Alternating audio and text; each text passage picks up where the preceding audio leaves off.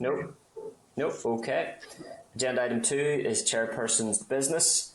2.1 refers to our record of an informal meeting with Parenting NI on the impact of COVID-19 on parental mental health, and that is in tabled papers. Members may wish to raise some of the issues discussed with officials.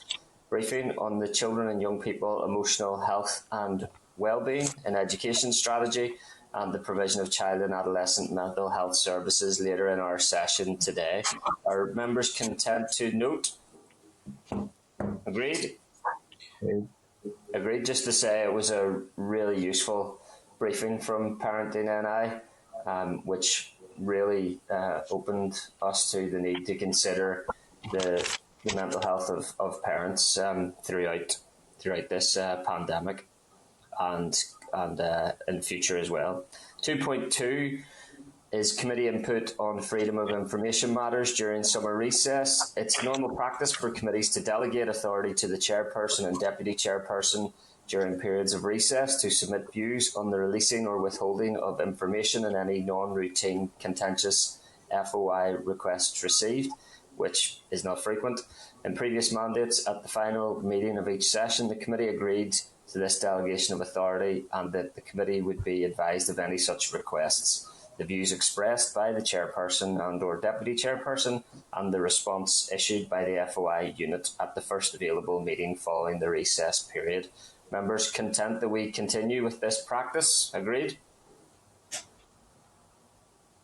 Agreed. Agreed. Thank you. 2.3 is the final report of the expert panel on educational underachievement. Can I refer members to correspondence from the Department of Education apologising for the delay in providing the committee with a copy of the final report of the expert panel on educational underachievement in tabled papers? The department has indicated that this was due to an unspecified administrative error, but I think it is welcome that the apology has been sent. The absence of a consequence for not forwarding papers and reports on time to committees, I'm not sure what other further action we could take, members, but content to note that an apology has been given. Agreed? Agreed. Agreed. Yeah. Okay, and do members wish to write to the, I think, still Education Minister, thanking him for his service and invite the new Education Minister to meet with the committee at her earliest convenience? Agreed? Agreed. Agreed. Thanks, members. Agenda item 3 refers to draft minutes of the committee meeting on 2nd of June 2021 at page 6 of your meeting packs and revised minutes in tabled papers. The start time was incorrect and needed to be amended. Can I seek members' agreement that the minutes as amended are a complete and accurate record of proceedings? Agreed? Agreed. Thank you. There are no matters arising, members? Okay, then agenda item 5 is our oral briefing from the Uniform Youth Work Hub on voluntary sector outdoor centres and related issues. Can I ask Assembly Broadcasting to remove members from the spotlight and add witnesses? Can I refer members to a briefing paper from Scouts NI at page 15 and a research paper, Physical Activity and the Wellbeing of Children and Young People, at page 17. Can I welcome then Mr. Jonathan Gracie, Chief Executive of Scouts NI, and Claire Flowers, Chief Executive of Girl Guiding Ulster. You're very welcome, folks. Can I advise that the committee will give you 10 minutes to make an opening statement, followed by questions from the members. Over to you. Thank you very much and good morning. Thank you for allowing myself and Jonathan to be with you this morning to address the Education Committee.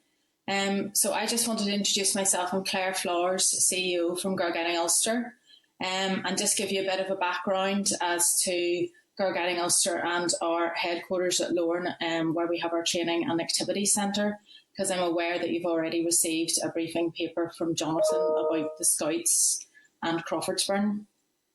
So Our lovely home is Lorne Estate, just outside Hollywood, which can accommodate up to 90 using residential accommodation throughout the site. We also have campsites for up to 500 users, and we have many outdoor activities on site, including high ropes, zip wire, bungee trampoline, abseil tower. And at this point, I would say to members, if any of you would like to come and see our facilities and maybe try out the abseil or the zip line, you'd be very welcome. I just wanted to let you know that over the last year, things have been very challenging for outdoor centres due to, of course, the pandemic. And not just our own centres, but there's been other centres throughout the youth sector as well. In terms of in 2019, we were able to welcome over 10,000 children and young people to Lorne, either staying, doing outdoor activities, or our own members even coming to do brownie holidays, guide camps, and we were able to train over 3,000 of our volunteers at Lorne. Last year then we had almost next to nobody coming to Lorne. We had about 6 weeks when we had some member groups able to avail of the campsites just for unit meetings. But other than that, we had a very difficult year. And some of the challenges then on that were that we had to make a number of redundancies throughout the year for both permanent staff and casual outdoor instructors and other casual staff from our cleaning and catering teams. However, there is hope, I would like to say. And from the 24th of May, whenever educational day visits were allowed to restart, we have managed to welcome 23 schools from the 24th of May until the end of June, with over 1,200 pupils coming back to Lorne. So this has been fantastic in that we are now starting to see a little bit of recovery. We've also got our summer scheme advertised with over 477 young children coming for 6 weeks in July and August. And we've also been able to welcome some of our members back to do outdoor activities. There's been 233 girls on site taking part in activities. And we are also offering wellbeing and creative events throughout the summer as well. So as a result, we have been able to, again, offer some part-time casual contracts to instructors over the summer months. But again, it's only for the summer, and we really are very uncertain as to what autumn will bring and what the future for planning is. We do hope that we will be able to have some summer camps, again, welcoming girls and young women back to Lorne across 3 weekends if that summer camp funding is successful from EA. And at this point, I would like to say thank you to the Education Authority and the Department of Education for the funding that they have given us over the last year in terms of residential centres to help with our sustainability, and also from the Education Authority for restart grants and PPE. So I would just like that noted at this point. That's really where I wanted to give you a bit of an overview on where we were, and I'm sure Jonathan might like to add something else then on Crawfordsburn and the Scouts. Thanks, Claire. I mean, for us, the picture's broadly the same at Crawfordsburn, so not much to add to that picture that Claire has created and what you've got in the short paper from myself. Sustainability is our key focus. We want to have the centre for generations to come, for young people, both in Scouts, the wider youth service, church and community organisations, and the others that might use us along the way. I suppose to broaden it just beyond centres, we have all of the uniformed organisations held a census. It's something we do annually to capture numbers, to aid our planning, and to just plot the way forward. And so we did take a significant hit. Most of the uniformed organisations would do that either just before or just after Christmas. And we've all, on paper, declined in the region of about 30%. And we do anticipate a really quick bounce back. The groups that are already meeting face-to-face, particularly those meeting outdoors with some activities and more adventurous activities recommencing, have noticed actually that they're growing the sections, which is really positive. But, that may be short term in terms of maybe other things not yet picking up. But we're hopeful we can get back to where we were within maybe a 2, maybe 3 year period. We do have a concern looking past the summer, which is, premises haven't opened up as quickly as regulations have been relaxed. And so that could be community facilities, school facilities, church facilities. And so there is a concern that as we want to do the best for our young people, as we move back into the maybe more inclement part of the year, the colder autumn, winter months, that we mightn't be able to do as much if the regulations on the property owners aren't confident enough to let us back in. So that's our context. We're really upbeat. We're really positive. We're keen to get going. Our volunteers are really stepping up to the mark. And we're really appreciative of you as a committee wanting to hear from us and giving us this time this morning. So over to you. Thanks, Claire. Thanks, Jonathan.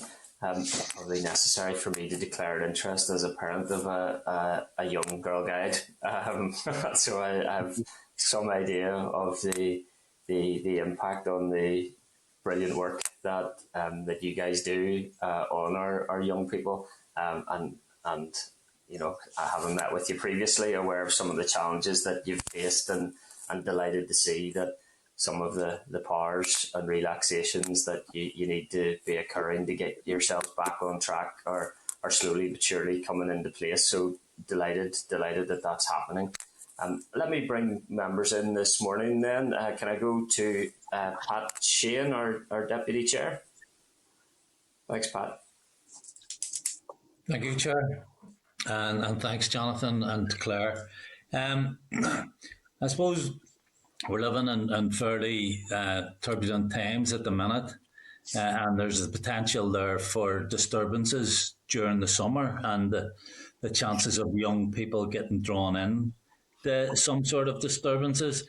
I'm just wondering, would any of your organisations be involved in any diversionary activities over the forthcoming period?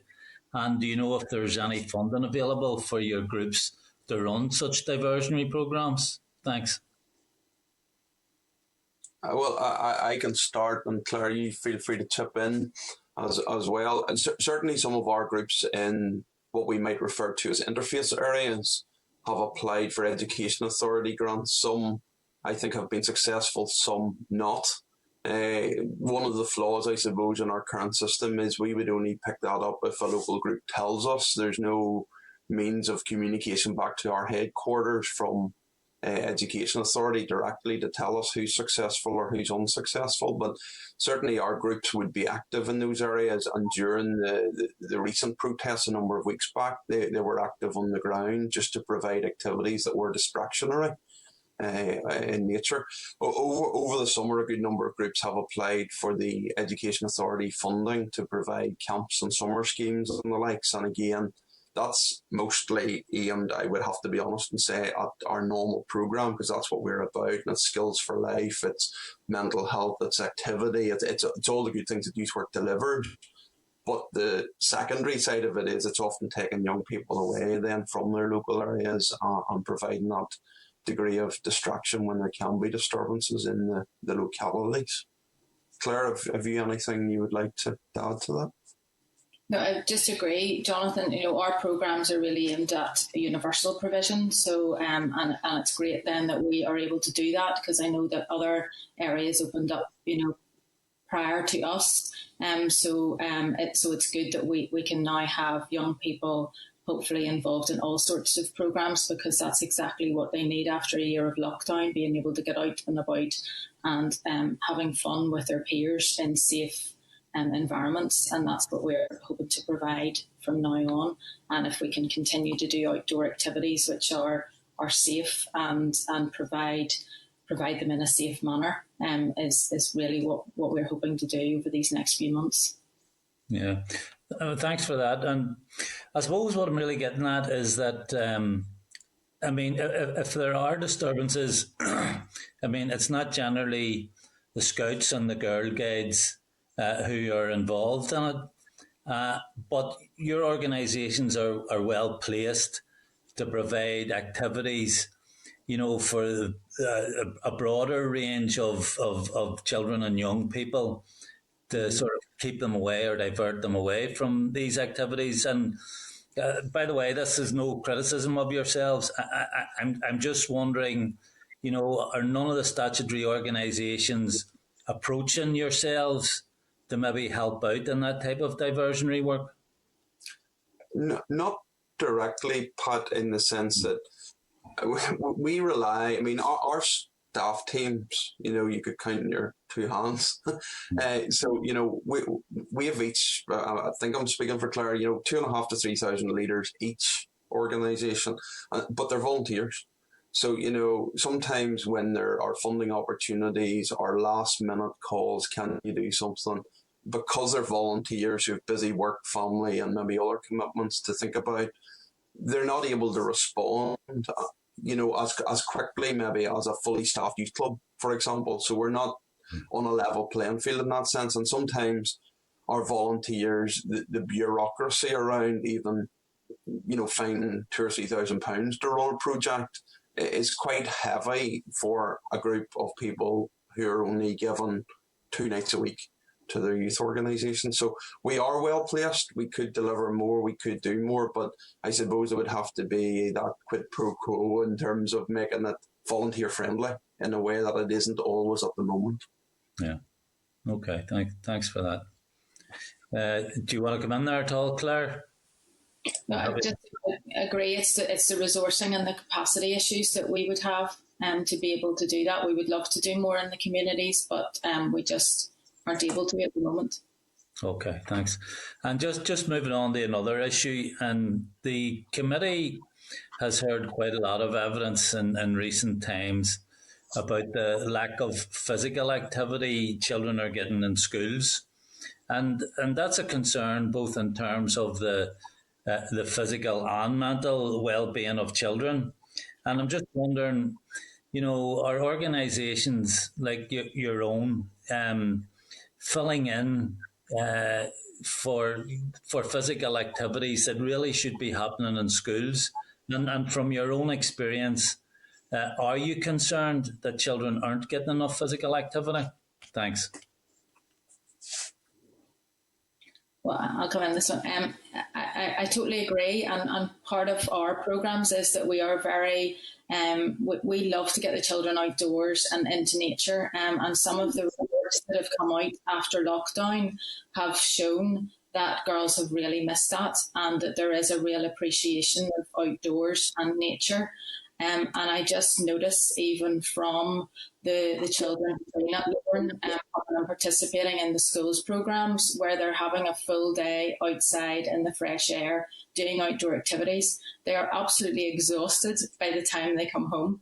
And the same happens at the summer schemes, and the parents do say to us that their children go home and they aren't going straight to their TV or their computer games because they are exhausted and they have had a proper day out of good adventurous outdoor activities, and that is something that we can provide and want to provide to young people because I do feel that they are missing out on that opportunity. Okay. I would just add that we released, I think it was 7 weeks of summer schemes at Crawfordsburn, and we had 200 signed up, within a matter of days. So there's clearly a pent-up demand amongst parents and young people to sign up for these things. And I mean, the nature of our programme is very much about outdoors, so we're well placed given the restrictions to get on with stuff. So we've always complimented what they're already doing in school. But I see it from another angle too, because I'm a governor in a local high school, and I know the restrictions that were placed on PE initially, and then inter-school sports, and the bubbles where they could play one team and then they had to have a break before they could possibly consider mingling with another team from another school. And so there's no doubt the last 18 months has been hard on our young people, and we're keen to get going, and thankfully the relaxations are such that we now can do an awful lot more than we've been able to, and we're looking forward to a summer where if the Chief Medical Officer and the Public Health Agency can relax things sufficiently to allow us to camp even on a restricted basis, we can do even more through the July-August period, and hopefully set ourselves, the school sector and the wider community up for a good September onwards. Okay, Pat. Okay, thanks for that. And just one final comment, no more questions. Thanks for all you've done here for us this morning, and I wish you well as the restrictions continue to be relaxed. So best wishes for the future. Thank you. Thank Thank you. you very much. Thanks, Pat. Can I bring in Robin Newton, MLA? Thank you, Chair, and can I apologise for just signing on? I had a late night last night or early morning, and indeed then also I had some difficulty getting the pack loaded for some reason. Can I thank Jonathan and Claire as someone who benefited from scouting a long time ago. And indeed, do I dare mention those other words, Boys Brigade, as well, where I was a member and encouraged by parents to take part in the uniformed organisations. Just thank you for the voluntary, the positive work, and in many ways the dedication and the commitment that you give, as you've already said, to the Deputy Chair. It's a voluntary organisation, but it plays such a positive role for our young people, and has done over the years, and hopefully will continue to do. I was in the junior minister's post on one occasion, and I did have all the uniformed organisations around the table, really posing the question to them: how could we be of assistance to you? And we got a few suggestions back that I think we were the first and deputy first minister, as it was there, were helpful to the uniformed organisations. But in thanking you for all your work, could I ask you the question: what can this education committee do to help you for the future? Well, thank you for your kind words, Robin, and I do remember being at that table that you just talked about. I'm with you and your support for the uniformed organisations back then. And I'm really glad you've asked the question, what can you do to help us? Because there's actually quite a lot of things I think that we could ask of you. And part of that is really raising awareness within the local communities of what we do. As Jonathan has already alluded to, we have had a decline in membership now of between 30 and 35% in the last year. We have missed out on, well, by the time it gets to this September, we'll have missed out on 2 years for my own organisation of Rainbows joining, which is girls aged 4 and 5. So we need a big influx of membership to make sure that our organisations are sustainable going forward.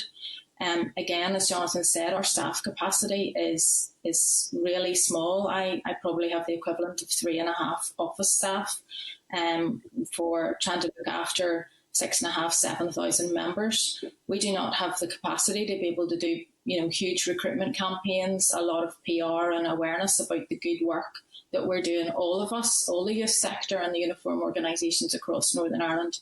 So anything that you can do in your communities to help us would be really helpful.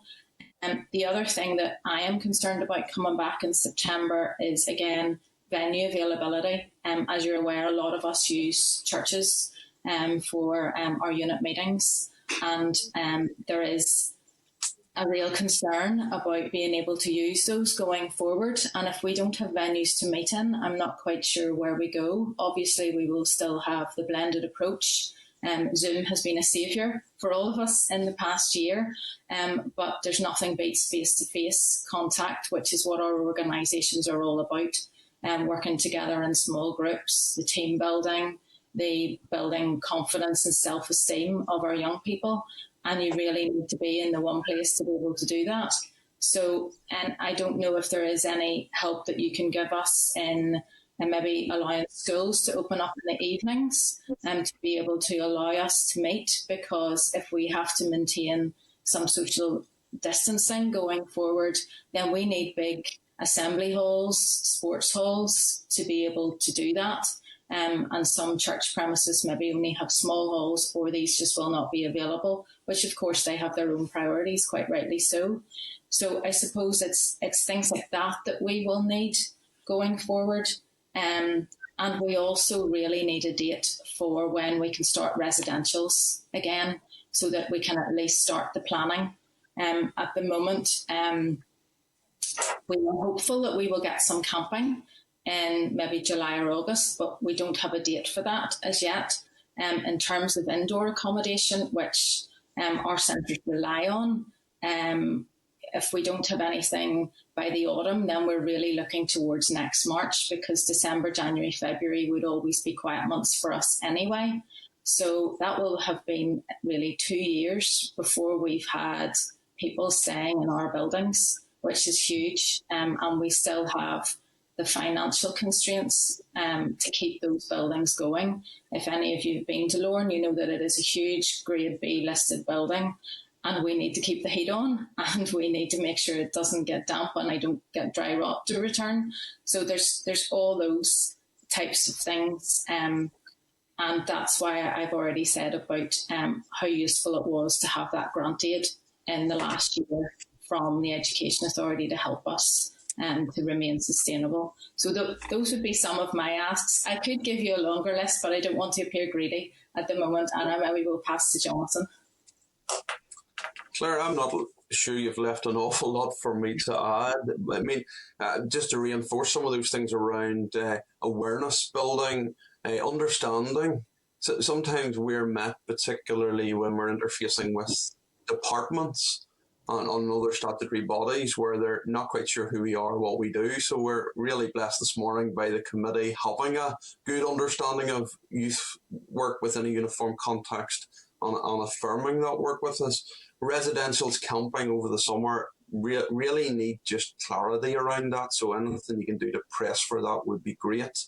I share Claire's concerns around financial matters, because we've been so long now without any significant business that, you know, we're funding out of what should be our money for young people, mothballing these centres, but trying to keep them protected so that they are there as an asset for our young people when we can use them again. And I suppose my big ask is around bureaucracy.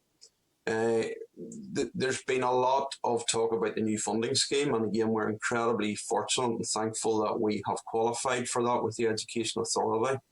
But certainly in the short term, as we emerge from the restrictions associated with the pandemic, we now need to focus on rebuilding. The things that were on our work plan that were a pre-COVID focus cannot be the focus in the short term. And so we need that flexibility, you know, it needs to be flexibility that's heard, received, understood, so that we can focus on getting back onto our feet again. And then we'll pick up all of the tasks and chores and requirements of funders at that point. And there has been a lot of understanding thus far. And all I suppose I would be playing is that we get another perhaps 6 months, maybe even this financial year, where there's a bit more latitude just to focus on our 3,000 volunteers and getting them to where they need to be to work with up to 10,000 young people. Could I maybe just pose a question? It was Claire mentioned the building at Lorne and it being Grade 2 listed. Do you get support from the communities department on the maintenance of the building?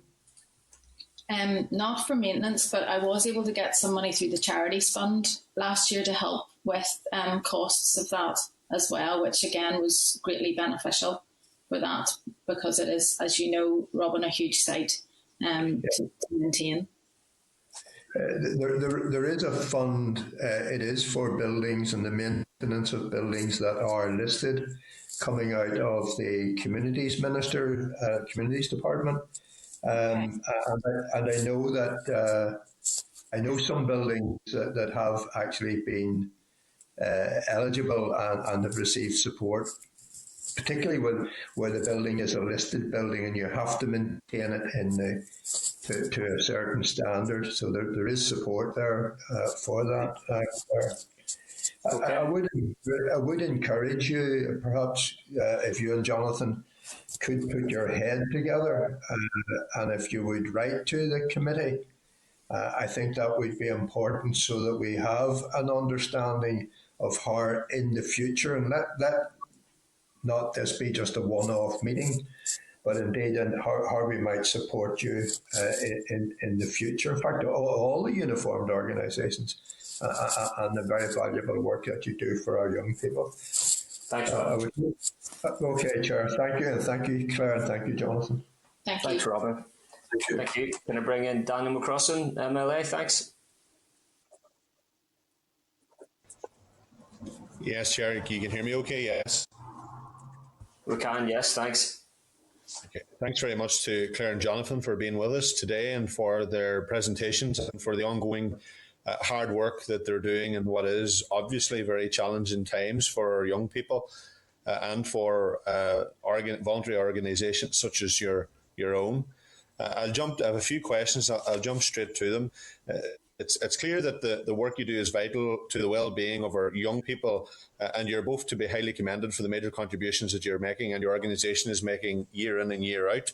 That said, the pandemic has obviously posed significant challenge to the capacity of your respective organisations to operate effectively and efficiently.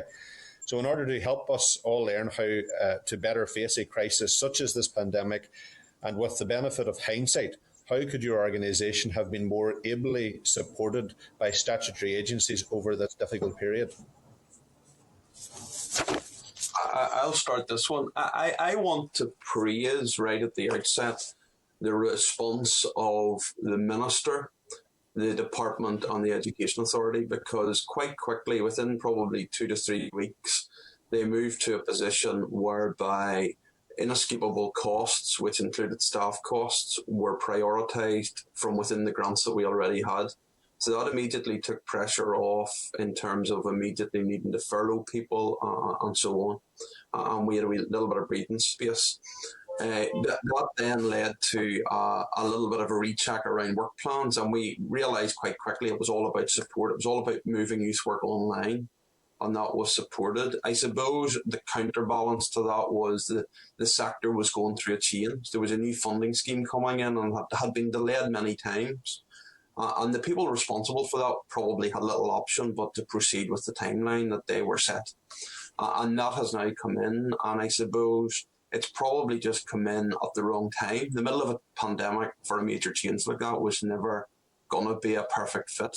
It's far from a perfect fit, and a lot of organisations have been either benefiting slightly but then have more work to do for that, or indeed some organisations have dropped out of the funding pot entirely. And so I suppose in hindsight, it would have been great if we could have deflected that down the road. That's probably been the single biggest issue that has distracted everybody.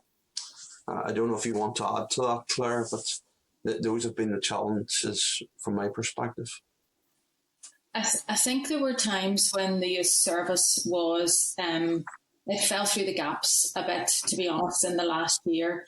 There was priorities elsewhere, and we were maybe forgotten that we could actually do stuff with young people, and especially outdoors. And there was times whenever we felt that our hands were tied, whenever we could have been doing more with young people, especially I think around sort of September and October last year. It came about that we could meet indoor but not outdoor, and we couldn't do outdoor activities, and some of the messaging was rather confusing. And it would have been nice if we could have had maybe a bit more conversations with, maybe we just weren't in the right room with the right people at that time, but I do feel that we could have done more to try and support our young people at that time. So that's where I think some lessons could be learnt.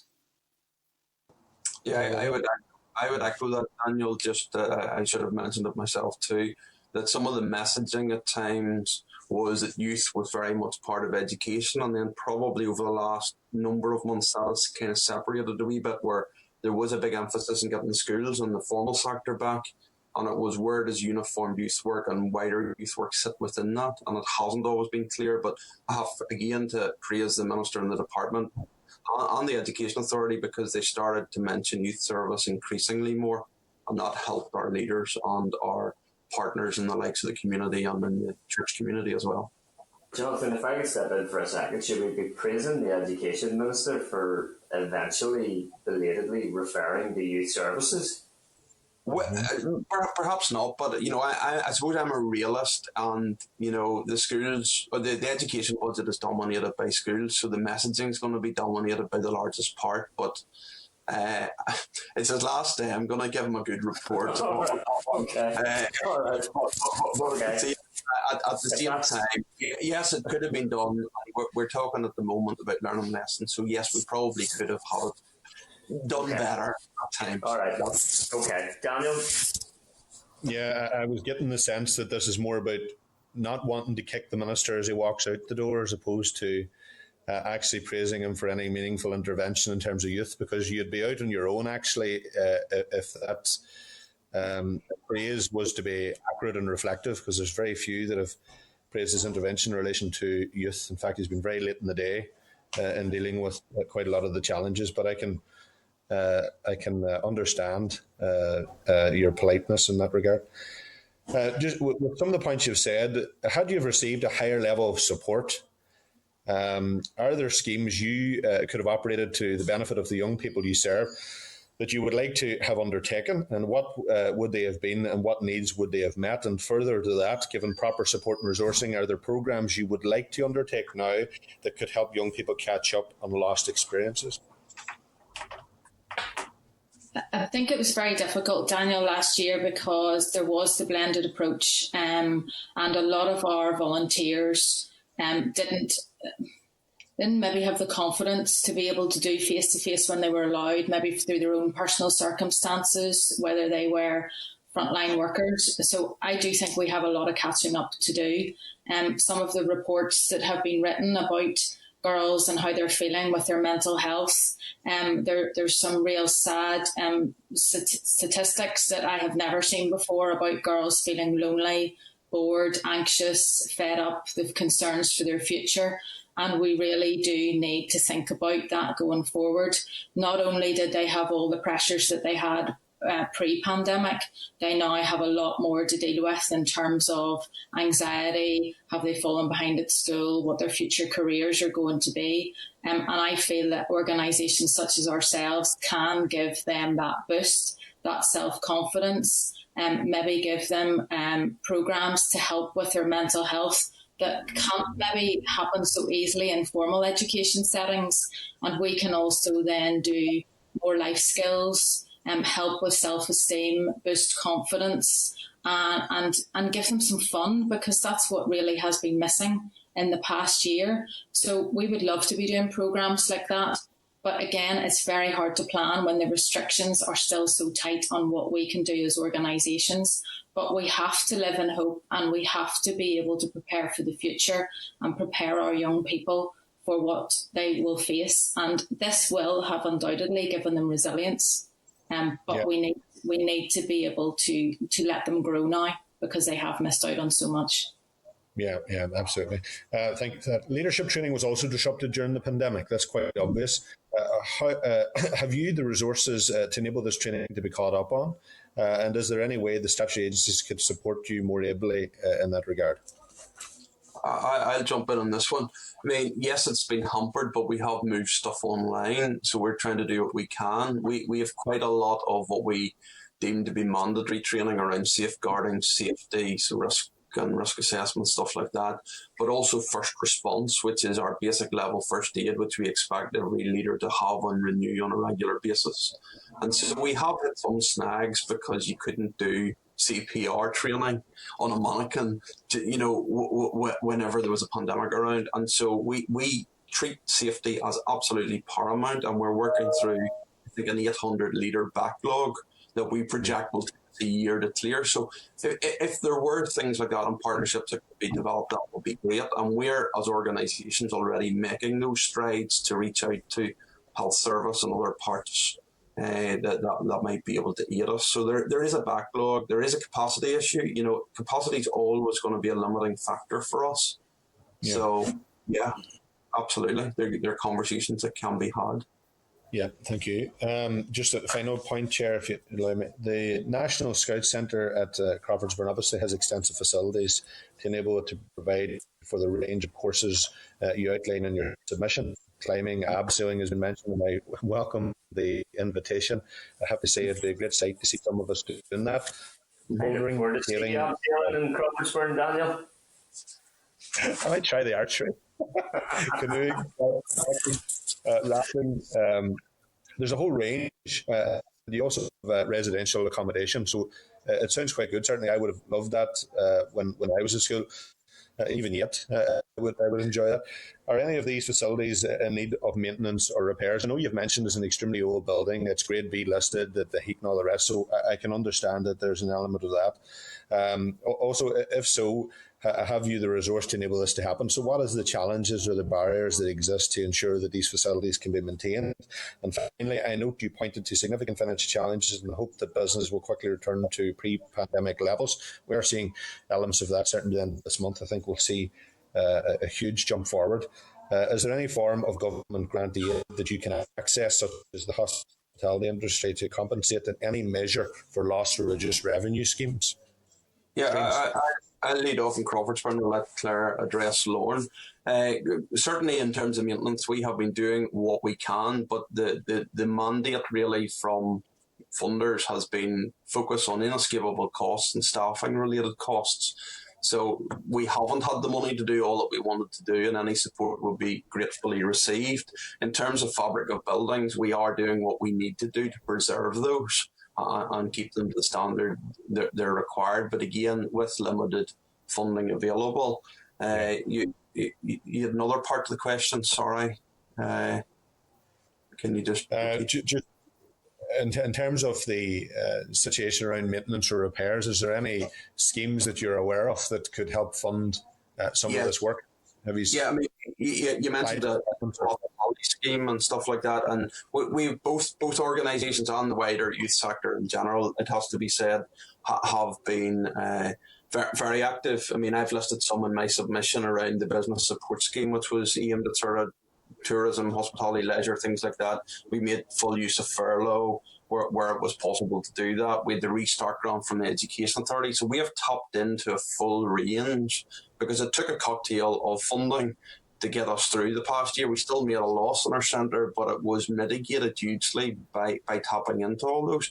And the one thing why we've focused this morning on Lorne and Crawfordsburn, even within the wider uniform family, there's places like Ganaway, Claddagh Lane down in Fermanagh, Gosford, which is a guidehouse in the Gosford Forest Park, just to give you examples. And there's wider voluntary youth service facilities like Greenhill, for example, and Share Centre, places like that that are used that haven't had a mention this morning. And it would be wrong as voluntary sector reps not to share that sort of out a little bit with you this morning. Okay. Thank you, Chair. Thanks, Daniel. Thanks, Daniel. Can I bring in Robbie Butler, MLA, please? Thanks. Thank you, Chair. So first of all, I declare an interest as an officer in the Boys Brigade. And I got my 15-year badge, I think, last year, but I didn't get it presented to me officially. I think it got it during COVID, which was a real shame, Jonathan. But here, just when you were talking there, one of my favourite films is The Greatest Showman, okay? And there's a great song, and it's called The Other Side, okay? And it's when Hugh Jackman is singing to Zac Efron about bringing him over to the other side. You're welcome back, Jonathan, and you're also welcome to come to the Girls Brigade, Claire, because obviously there's that friendly rivalry between us. But, you know, it's wonderful work that you guys and your staff and your volunteers do. I know that firsthand because it comes with some cost to the volunteers particularly.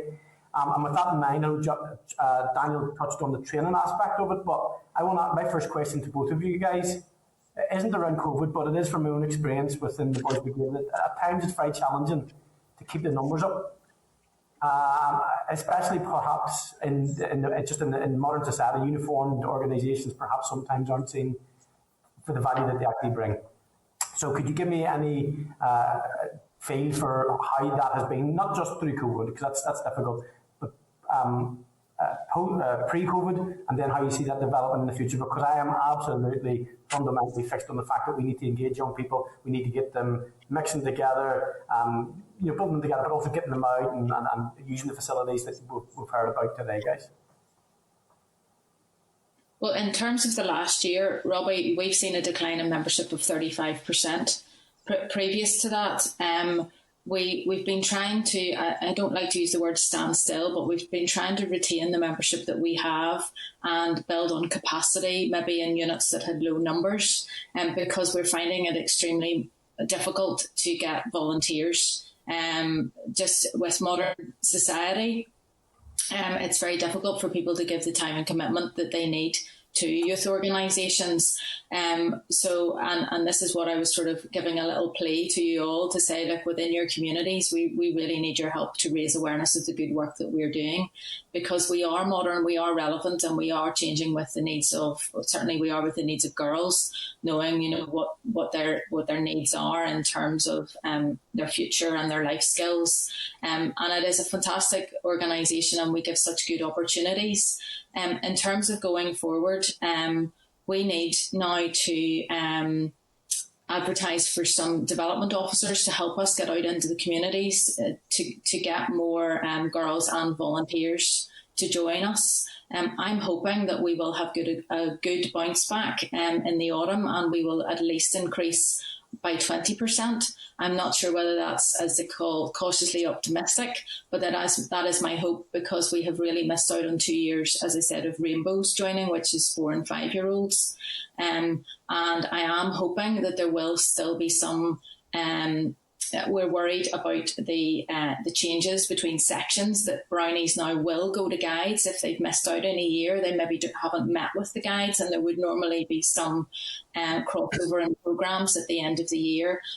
So there are concerns, but I really do hope that after lockdown, that people do want, or parents want, their children involved in uniformed organisations. They want them out of the house and doing things, and back having fun and having opportunities, being challenged on the outdoor activities and learning new skills. So that is our hope, but we kind of need everybody to help us to do that. Jonathan, could you give us the high level bit? Because I've got about 3 questions I need to get in, and the chair will get me done shortly. Tell me the time's up, so if you could just... I'm not giving you dirty looks, I'll just cut you off, so keep going. Yeah, very, very quickly, agree with all Claire has said. I would just acknowledge that demands on leaders seem to be increasing all the time, both because of what it means to be a leader and some of the health and safety and disclosure checking and all that burden, but equally just in their lives, people seem to be busier, they're commuting further for jobs, and that's, I suppose, limiting maybe their volunteering capacity around the edges. Young people are the same. School demands seem to only increase on them, and so sometimes they're struggling to get along to the youth organisations as well. But look, to be really positive, some of the groups that have got going again that are outdoors are actually reflecting back that their sections are growing. So let's celebrate that, harness it, and hopefully the buzz that is generated amongst those leaders can be infectious for the leaders that haven't yet started again. That's the good news we want to get out within the organisation. Brilliant. Thank you, guys. I really appreciate that. And I see that, you know where I am, Jonathan. It's a wee country kind of outfit, and we see that ebb and flow of numbers. It's, sometimes you have a section, you have maybe 60, 70, then all of a sudden you drop down to 30, 40, and it's hard to get right. But I just want to pay genuinely, if anybody's watching it, pay tribute to the volunteers and that do this week in, week out, because and some of them are absolute stars, and I would encourage, especially maybe younger people who have that drive and energy and the fresh ideas, if you like, to come along to some of the organisations. One of the things that I'm not, you don't have to answer this one, okay, because I'm firing it in just as a figure and an idea. Another passion of mine, I know Justin McNulty often speaks about this, is looked after children. So annually there are 2,500 young people in the care system, and I think it's something like 16 children per week on average enter are looked after children system. I'm going to say, is there any strategies that you guys have for making sure that some of our perhaps children of greatest need at a time don't slip through the gaps? And I mean, is there something in there that could be done with those agencies to either, one, make sure that they're getting the opportunity to either go or not go, and then obviously with those, some of those kids have got complex backgrounds and stuff, and how do you cope with and facilitate and champion those children? You don't have to answer if there's nothing specific, but it might be just an idea. I can just drop in an anecdote, which is I'm aware of groups that have had relationships, with maybe a local centre or what have you, but it's been very much the leaders have known the staff, and that has created an opportunity. But we'd certainly be open to, as organisations, we're open to everyone. So, there wouldn't be a problem if the statutory agencies even wanted to link up with us as well. Can I just give just an idea, maybe to reach into the trust and stuff and speak to them, because there are definitely those kids. You see it even through educational attainment and stuff, in terms of they're missing out on so much opportunity, and every one of them has the potential to be a star, and you guys have a part to play in that. You really do. Yeah. I think too, now that we've used Zoom for a year, we've realised that there's also opportunities with that, and we have reached out to some organisations for very sick children, and we are thinking that they would never be able to come to and go to face-to-face meetings, and if we can develop partnerships with them. We've also done guiding in the Royal Hospital in Belfast for sick children, and we would go in and visit them at holiday times and take resources and crafts to them as well. So certainly if there's any contacts that you would like us to explore, we would be happy to do that.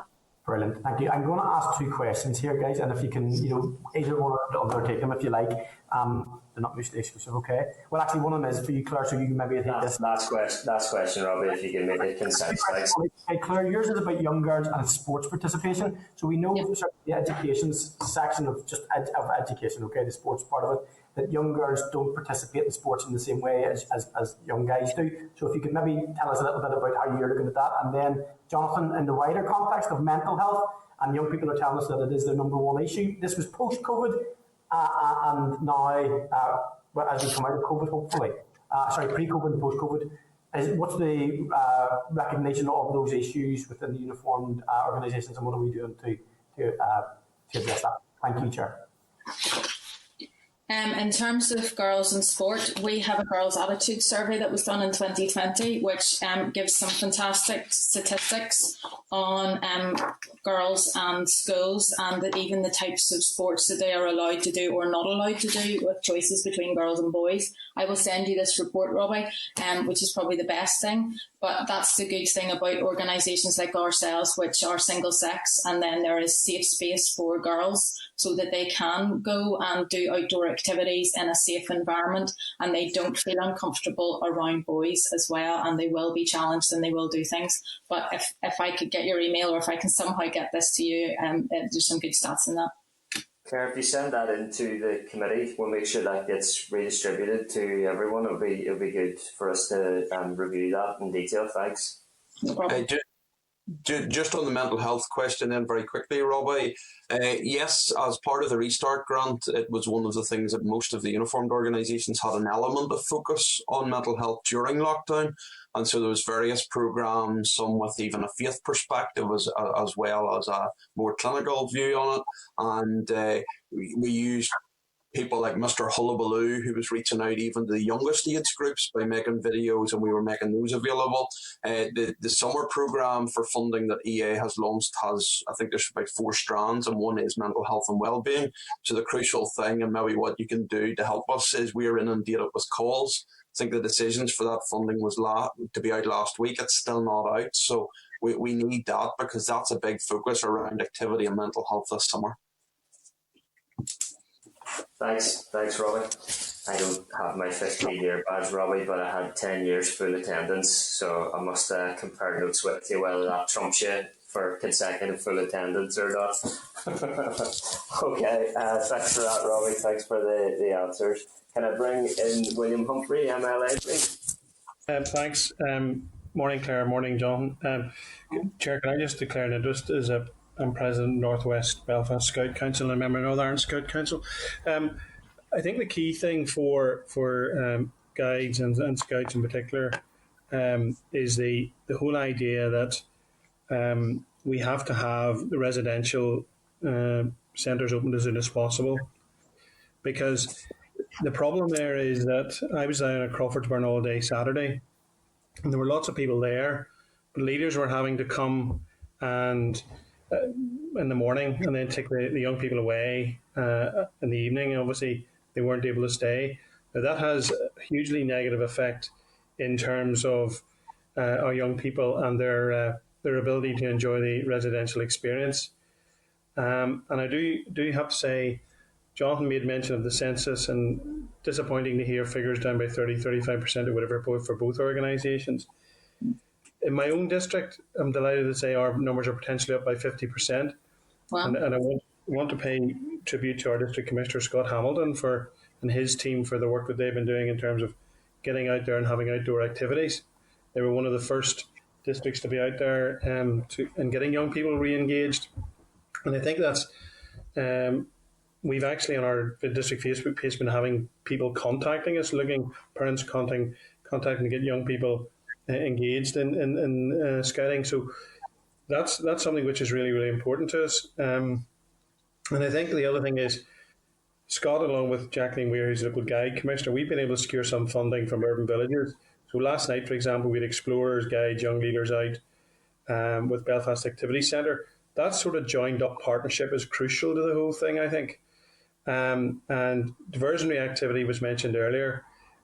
Scout leaders and guide leaders aren't trained and are specifically trained, in terms of the leaders working with young people that they have on their care. But nevertheless, the more young people we can get involved in those organisations, the more chance we have of having them involved in positive activity over the summer months. General well-being is hugely, hugely important, and I think it's the other pandemic. So, in terms of guiding and scouting, I suppose what I want to ask Claire and Jonathan is, when we have been pushing, we've spoken to the Minister, we've spoken to Siobhan O'Neill about a joined-up approach across government and local government, but also including youth organisations, uniformed organisations and sports clubs. I mean, would guiding and scouting be up for being part of that? Absolutely, and anything we can do to help in the co-design of that, to make sure that it fits in with our ethos and what we're doing, and obviously volunteers and resourcing. But yes, we would love to be working on something like that. I totally agree. Being in early, knowing what it's about, signing up to the right parts of it is crucial. And sometimes, William, and you may have experienced this with your other roles within scouting and the community, that sometimes there's a danger that uniformed organisations just pull the programme simply because we have big numbers of leaders and young people. And they tend to be the partnerships that really don't then work for us. But the ones that come to us and say, will you design this from the beginning with, in full partnership, they're the ones that really work and last. I think the other thing is, as well, Chairman, I think one of the things we should do as a committee out of this meeting is, and Robin and Morris know I raised this with the Minister last week, and I spoke to the incoming Minister yesterday about it. We really do need to get clarity around the use of our outdoor centres. There was some movement in terms of diversionary activity last year in terms of residentials and so on, but we need to get the certainty and the clarity that Lorne and Crawfordsburn need. These are obviously huge issues for all uniformed organisations, but particularly for scouting and guiding, because it's so intrinsic in terms of the programme.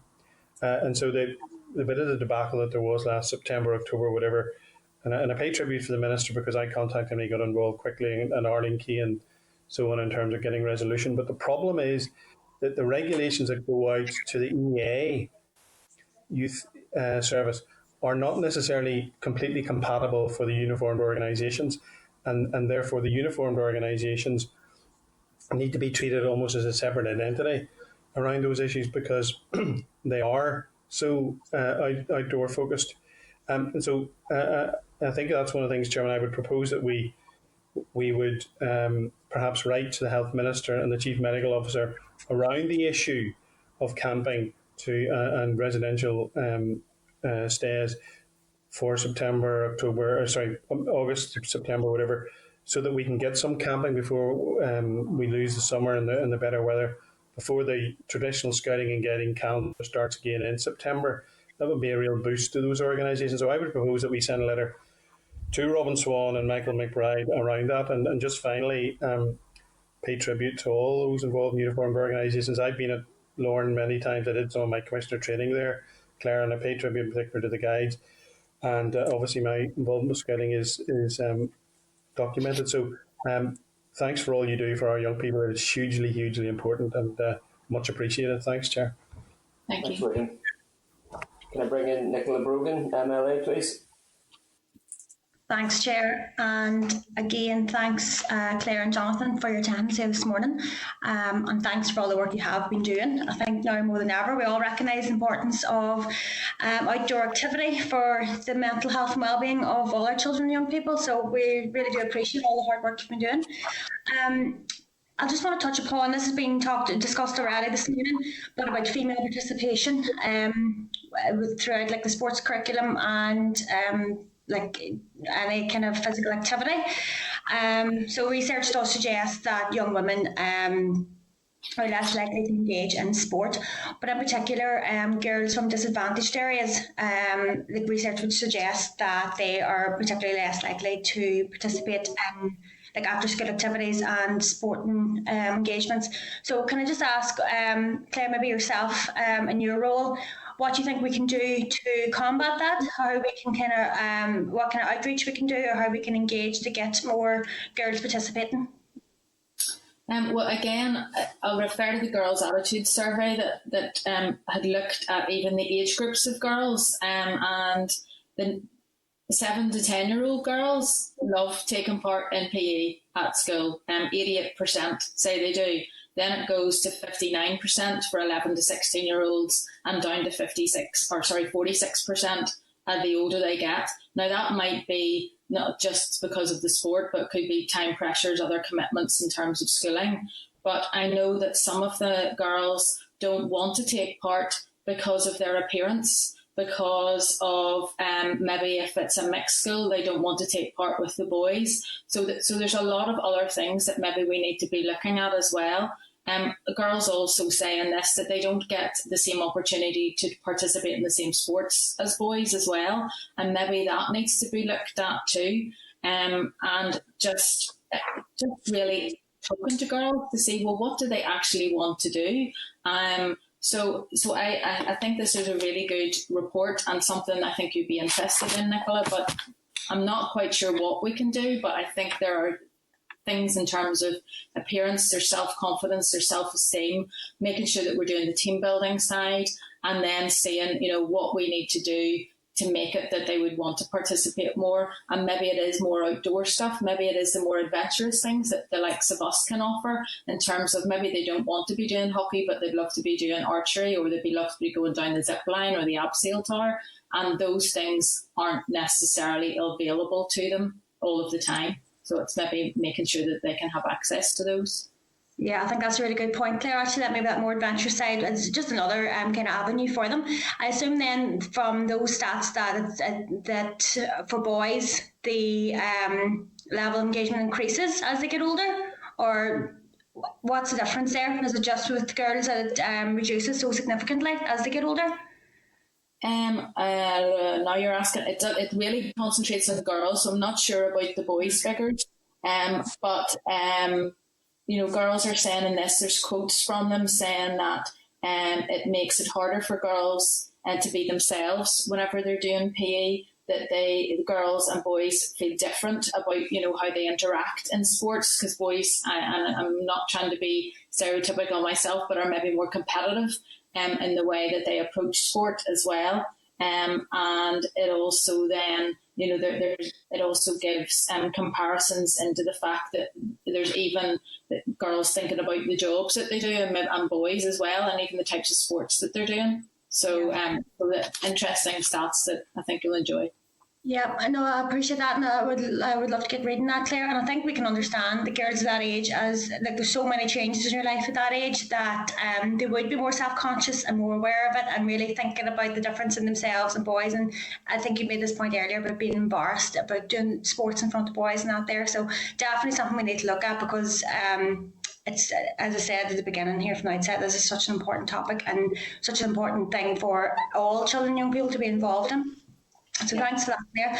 I just want to move on to one other point. A lot of what I want to discuss has been discussed, but one other point I wanted to make was about there was in the Assembly a number of months ago now, we had a motion on developing a strategy of violence against women and girls, and it was supported by all parties. So hopefully we'll get some movement in that.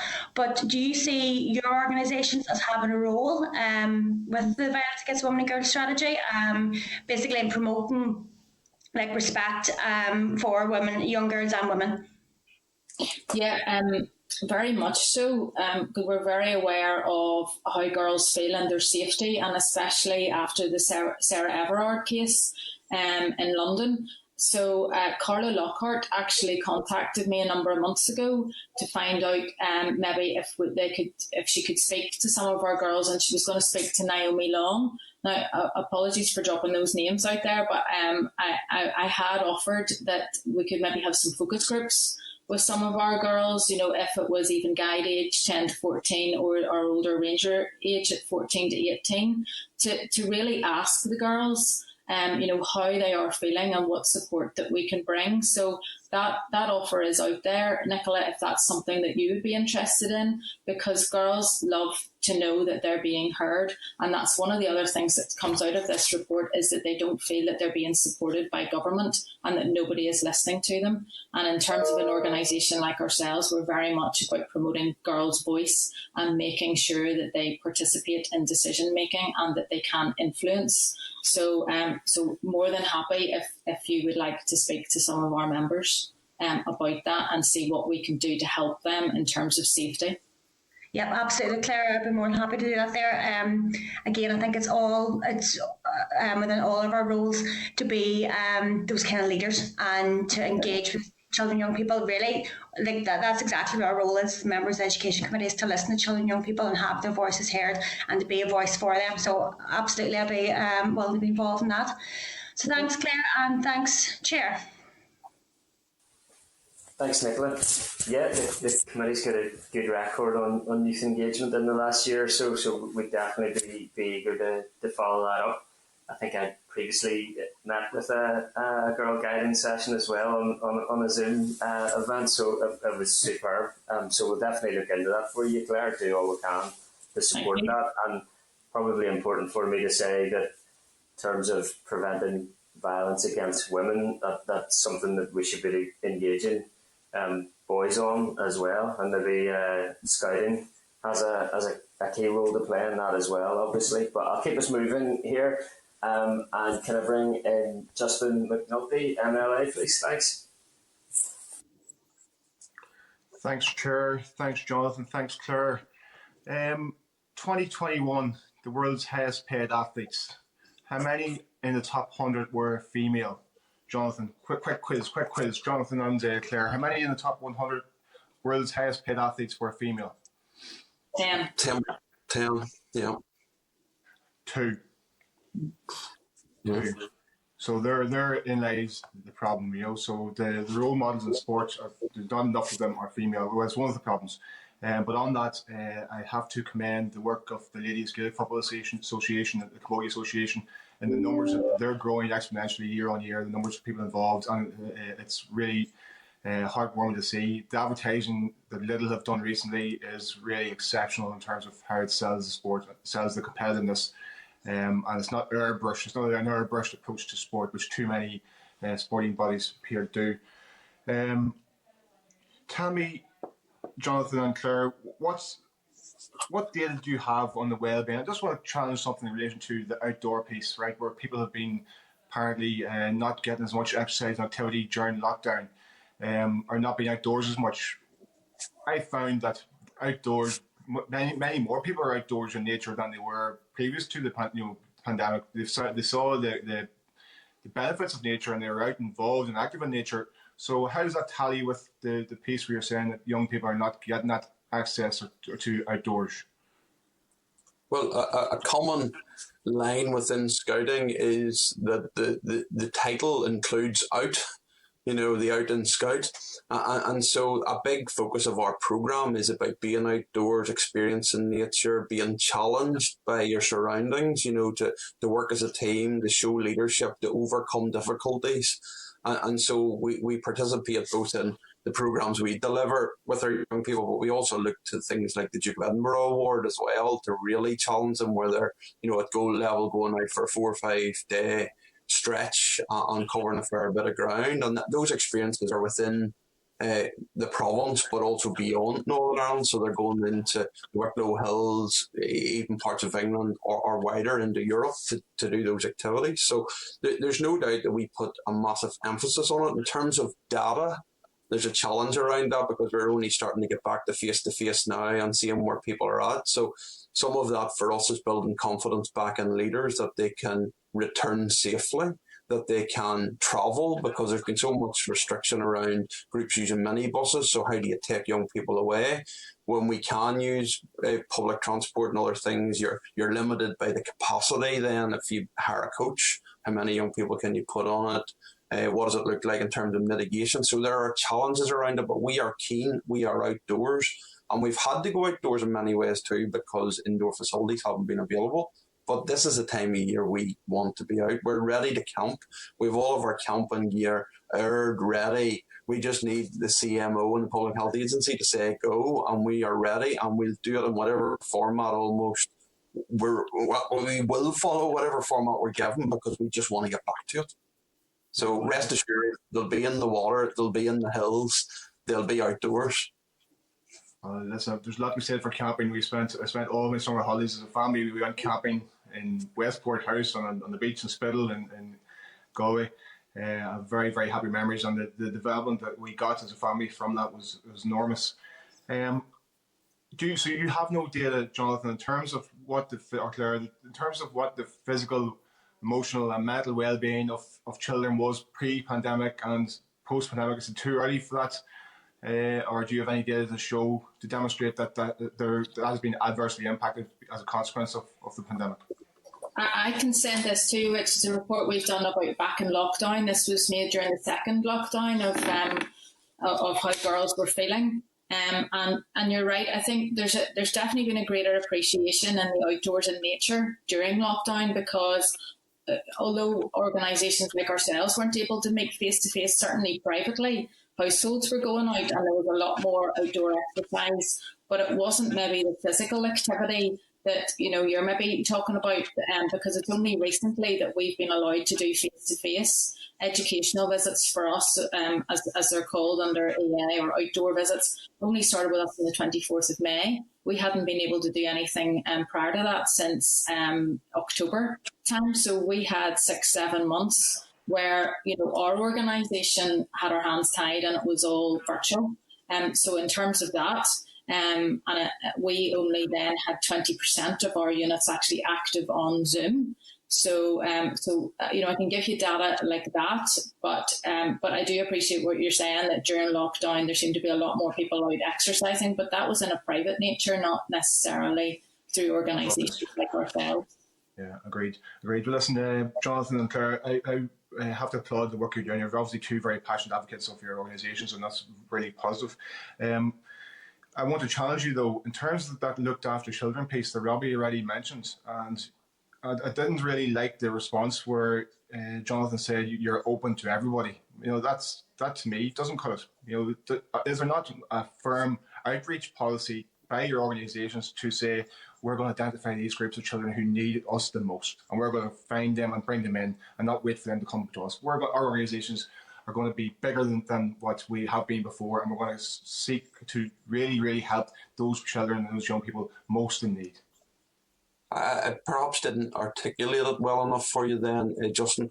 I mean, when I say we're open to all, that's our genuine position. We are open to all. In terms of a local group of volunteers reaching out to a centre, it's very much their capacity will be driven by the number of leaders they have, the size of the halls available to them, and their capacity to deliver. But having taken the point on board early, we as an organisation and we as a uniformed hub of 6 organisations will definitely look at this. I can give you that assurance this morning. I think Justin, too, in terms of us doing that, you know that we have huge volunteers looking after, our units. It's then making sure that they have the right skills and that we are training them to be able to deliver to those looked after children, and maybe that is where we need the capacity building, and we need to upskill some of our volunteers to be able to do that. Because at the moment they may not have the skills for some of those things that we're asking them to do. Agreed. Well, can it be a policy adopted by you guys to lead that training, so that you have that facility to identify and bring in those children who need that help, need that support, need that involvement, need that inclusion, and it'd be really powerful for your organisation to undertake to do that. We would love. Absolutely. I'm very, very happy in action from this is even to engage with the Education Authority in the first instance to see how they can support us with that, because it's capacity, it's funding. There are things that would need to be put in place. But yes, absolutely. We would need the resourcing to be able to help us to do that, because, as I said before, we're a very small staff team and we're already being pushed to capacity at the moment. So if that is a pathway that you would like us to go down, then we would need the support and resources to be able to do that. Well, I think we as an education committee can suggest that to and others and propose that support is given. Yeah. So thank you very much for your evidence today, guys. Thank you. No problem. Thank you. Thanks, Justin. Can I bring in Mars Bradley, MLA, please?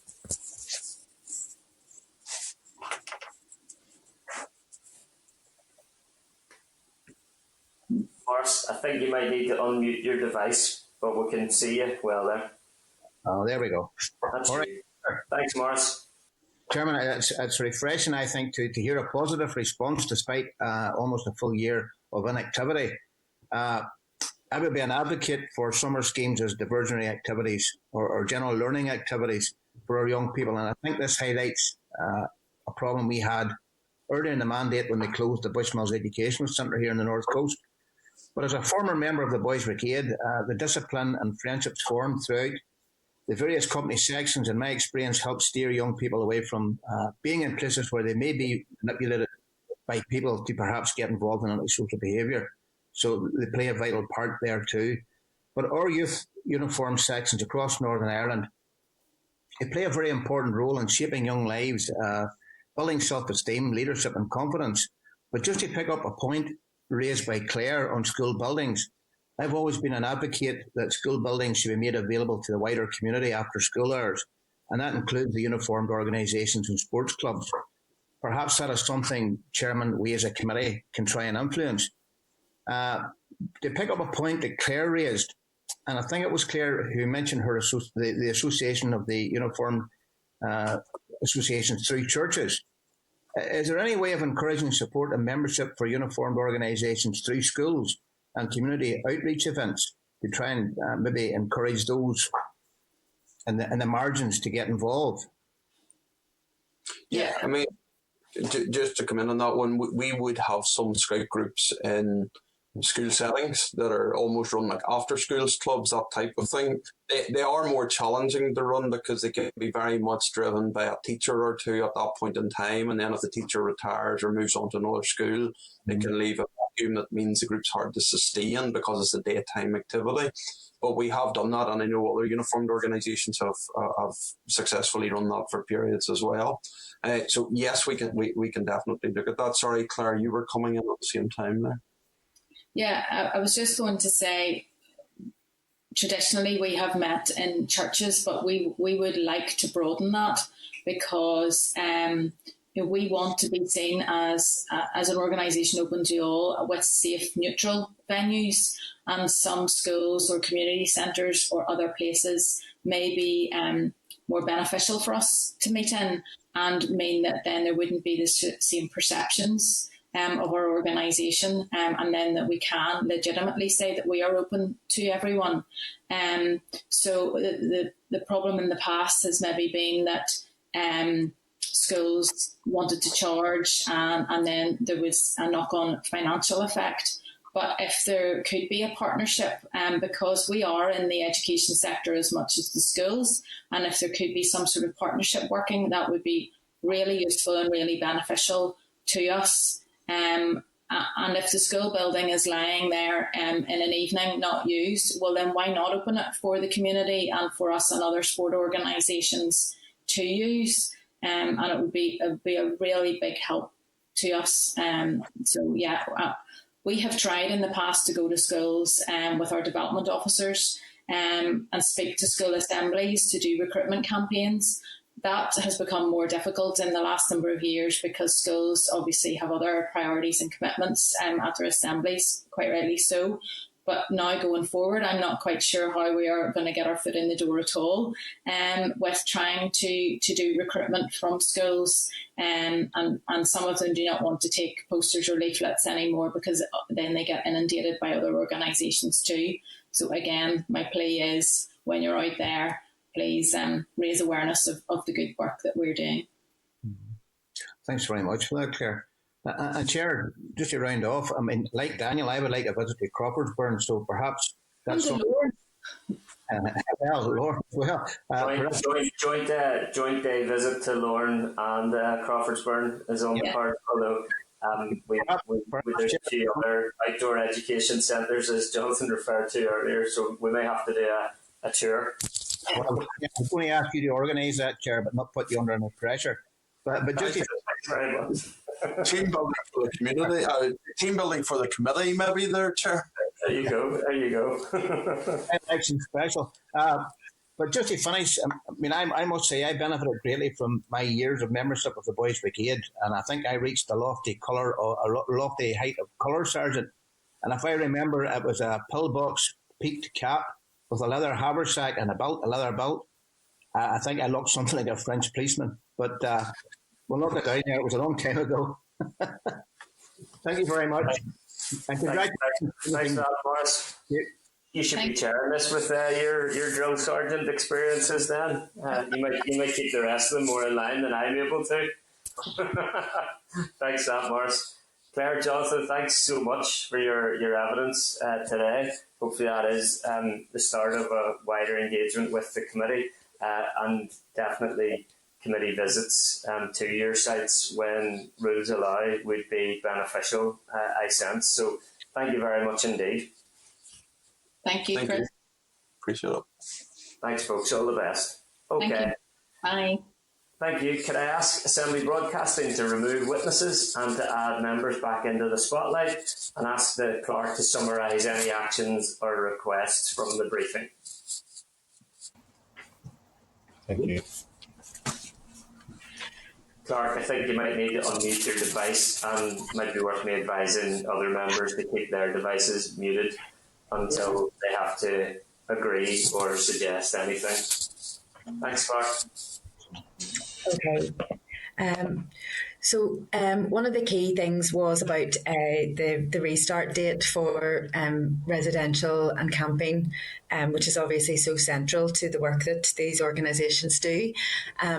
So I think the committee is going to first of all want to represent that to the Health Minister, the Education Minister and Chief Medical Officer, and whether the committee then takes up the invitation to go to Lorne or Crawfordsburn would also depend on the level of restrictions during the summer or after the summer. But I can certainly add some outdoor centres to the list of places that the committee wants to go in its forward work programme.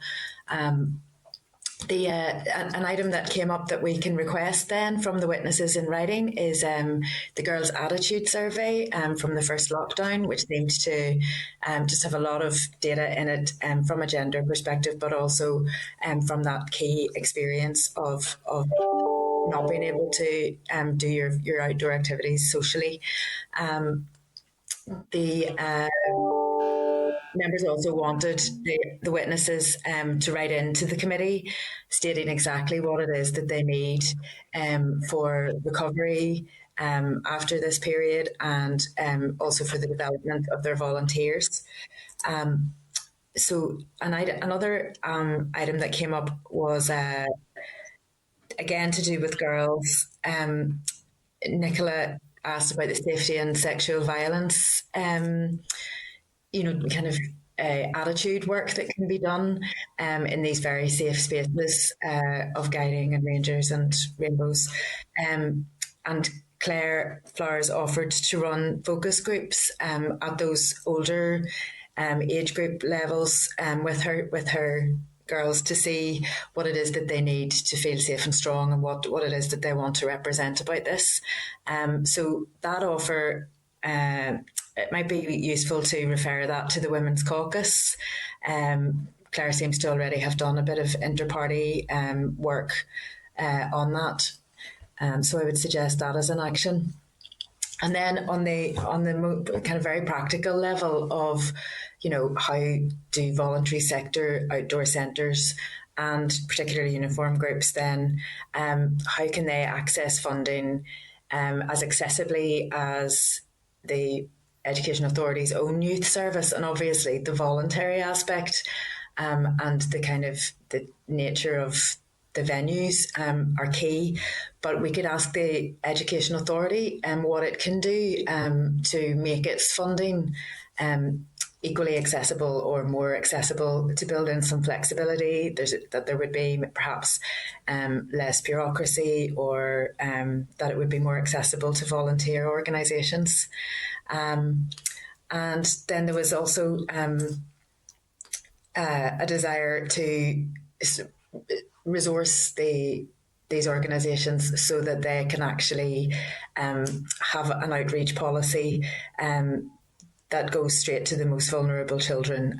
So that would require capacity building, resource and training of volunteers. But that's for, looked after children or newcomer children or whoever has got the greatest need at any given time. So there's quite a lot in that session, members, and just to recap, I suggest a letter to the EA, a letter to the ministers about residential, a reference to the Women's Caucus for that safety and gender issue, and then for the witnesses to come back to us, A, with the girls' attitude survey, and B, with a letter stating what it is that the organisations most need. Members content to agree those actions? Or Chair, I think a letter to the Chief Medical Officer as well, obviously, because his advice, it's not to tell him what his advice should be, but just in terms of sometimes the consistency of message, that folk can go in a caravan but can't go to a tent, in a tent sort of thing. We need those sort of clarities. And you heard it there, but I know from my own experience and knowledge of the scouting organisation, the negative impact of Crawfordsburn not having residential facilities, both indoor and outdoor, is taking a huge toll. And when you consider that both organisations were saying their numbers were down by 30 to 35%, that's a very serious situation. Because each member has to pay capitation to London, and then that goes around the regions. That's a massive financial blow if we even look at the residential centres, Okay. Members content with that? Yeah, Chair, can I maybe just raise the issue rather than us relying, and I think, let me just say to Justin, I think his suggestion is an excellent one in trying to engage those children who are in social care with the uniformed organisations. I think you're very, very positive. But perhaps we could put it the other way, Chair, and perhaps make the social services aware of the willingness of the uniformed organisations, well, the two uniformed organisations that were with us today, but I think that would be in general, Chair, willing to make a very positive contribution to those children who are in care.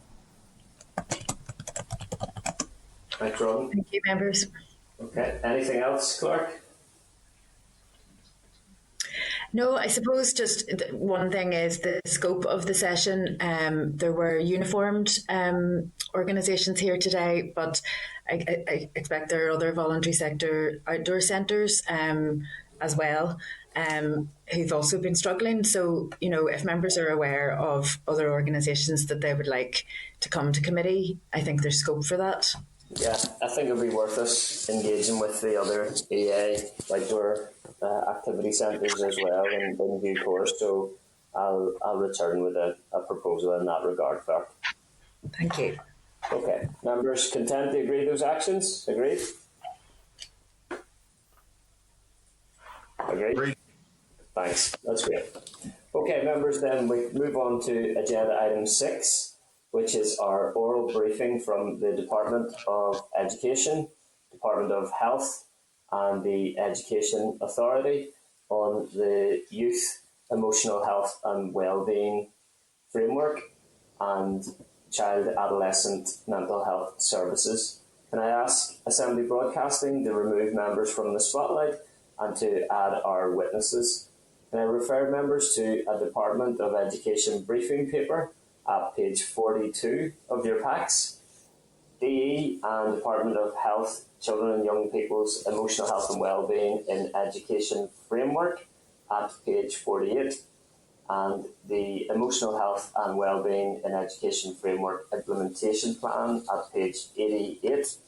Can I welcome Ricky Irwin, Director Inclusion and Wellbeing at the Department of Education, Angela Kane, Head of Pupil Support Team, Gavin Quinn, an official at the Department of Health, Paul Miller, Social Care Commissioning Lead for Emotional Health and Child and Adolescent Mental Health Services at the Health and Social Care Board, Geraldine Teague, the Lead Allied Health Professionals Consultant at the Health and Social Care Board, Shona Collinson, Interim Assistant Director of Pupil Inclusion, Wellbeing and Protection at the Education Authority, and Nicola Topping, Head of Support Services for Pupil Wellbeing at the Education Authority.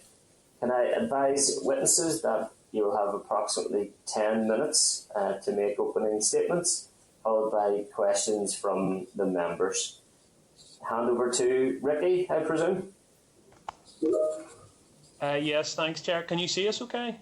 I can, yes. Okay, that's fine. Thank you. Good morning, and thanks for inviting us today to give you an update on where we've got to with our wellbeing framework.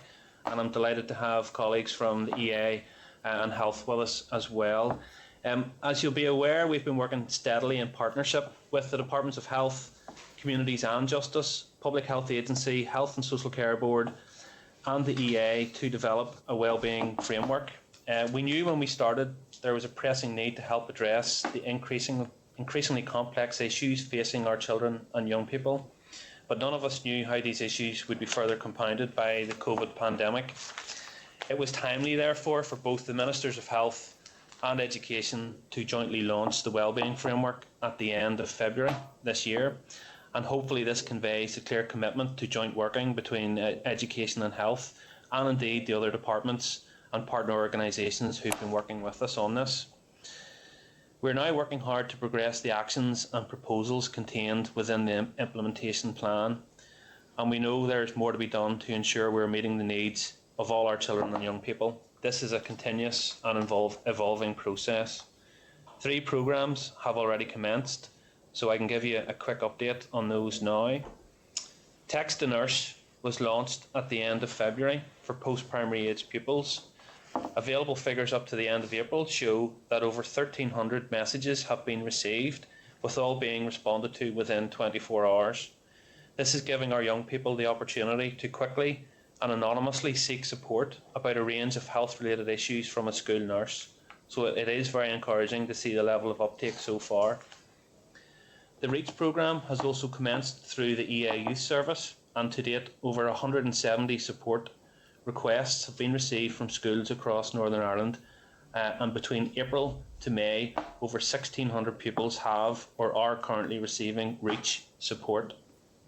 Thirdly, the CA Wellbeing Hub was launched in September 2020, which brings together resources to promote the learning and development of skills to support pupils' wellbeing and mental health.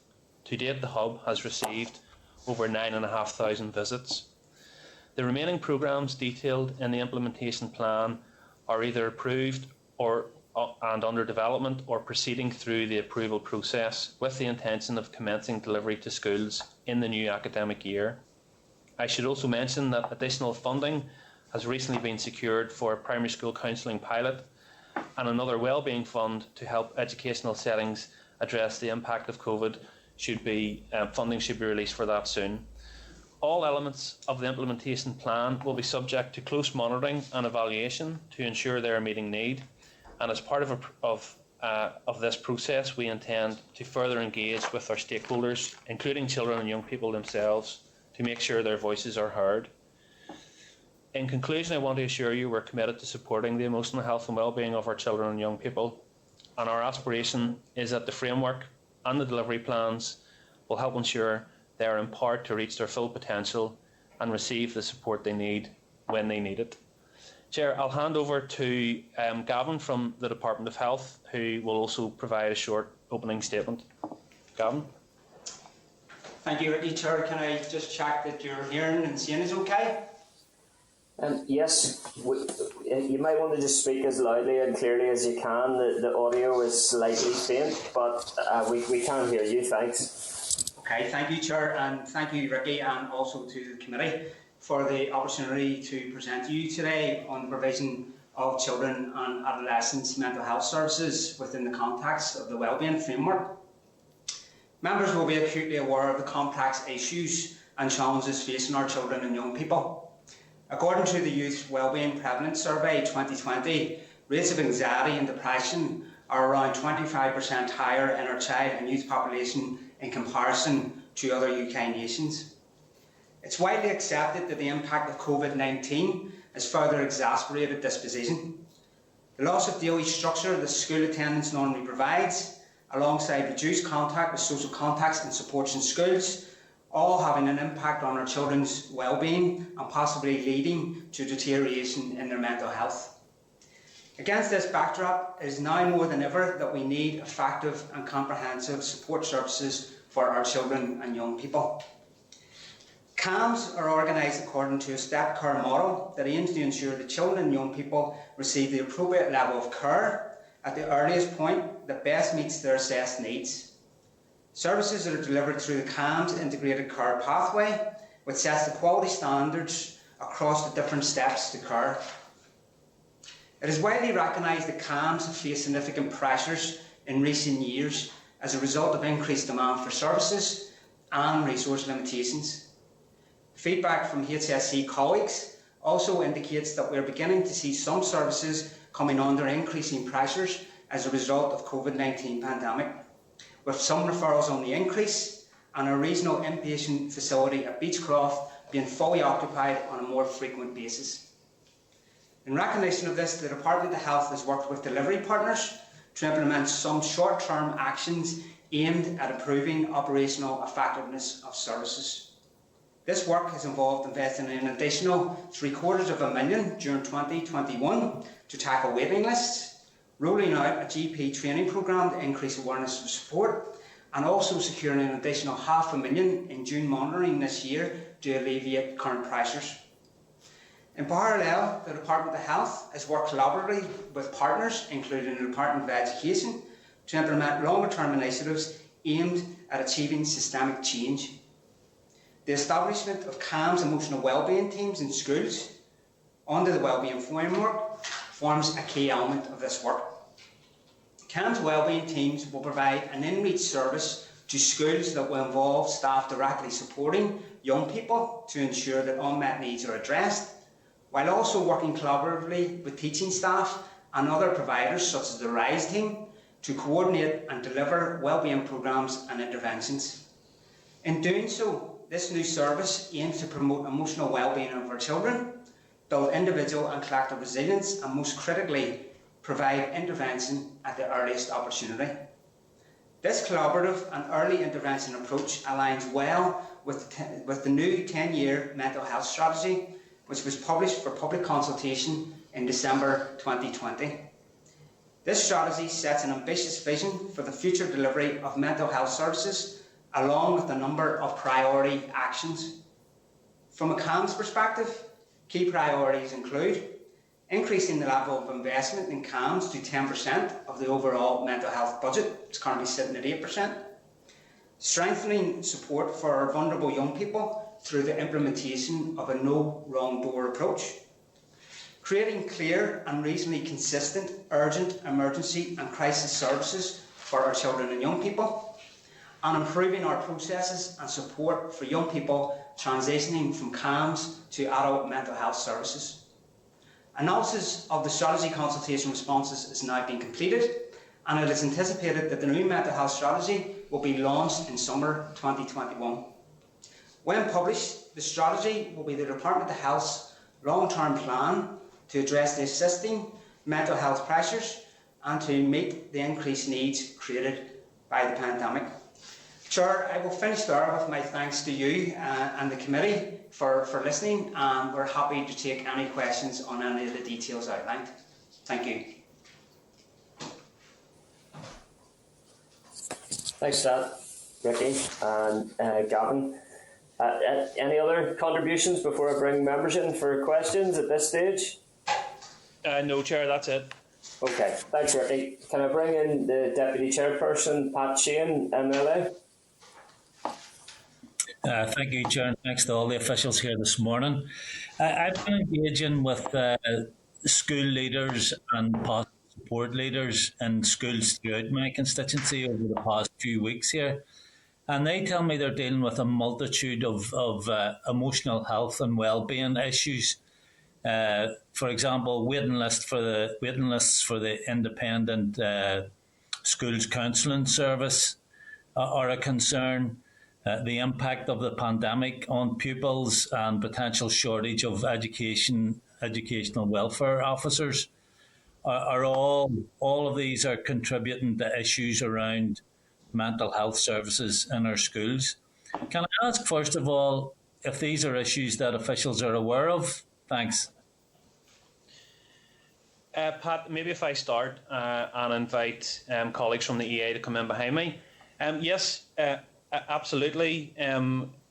We obviously are aware of the impact COVID has had on the well-being of pupils across the entire school system, and I suppose that's the reason why the additional £5 million has been secured this year to go directly to schools, so the schools can put in place appropriate measures at a school level to support pupils' well-being. There was, of course, £5 million last year as well, so there's pots of money there. I suppose the timing of the framework and the package of projects which are coming out of the framework will also contribute to meeting the demand that has arisen because of the pandemic. And I mentioned at the start some of the projects that have actually come on stream, and further projects will actually commence hopefully early on in the academic year in a few months' time. In terms of the independent counselling service, I know when I last appeared in front of the committee I had mentioned about a waiting list of around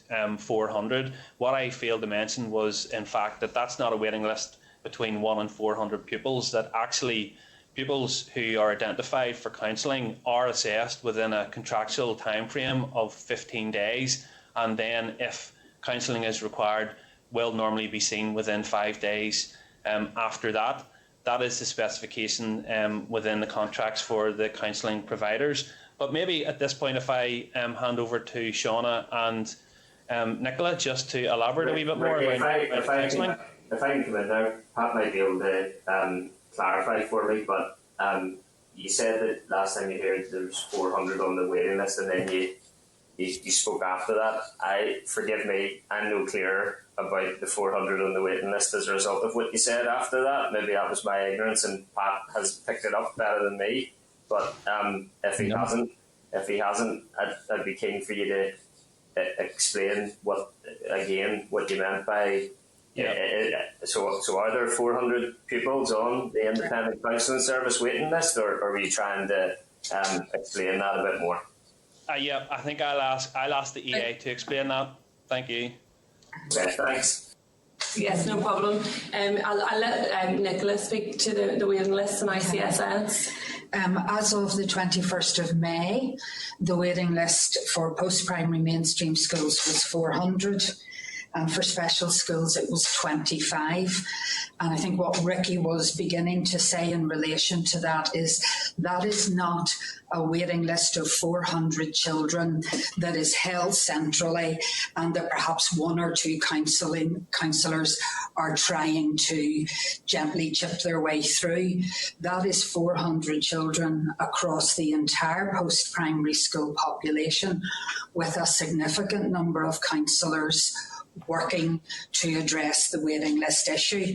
Now, the waiting list is also only accurate on the day on which it is counted, because obviously we could have 400 on the 21st of May and on the 1st of June it could be 300, 250 as children come into and leave counselling.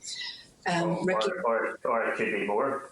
Or it could be more, absolutely. It could be more, there is no question. But I think what we're trying to say is it's not a group of children held in a list in one place with a couple of people chipping away at it. It is across the entire post-primary school population with a significant number of counsellors working on that.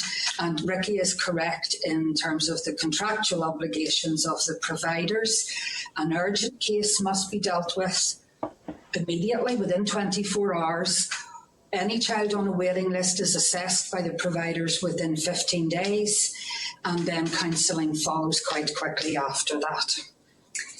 Just to add to that, the overall number is it's the accumulation of each school's waiting list, which would be a small number, and each school then would have its designated counsellor.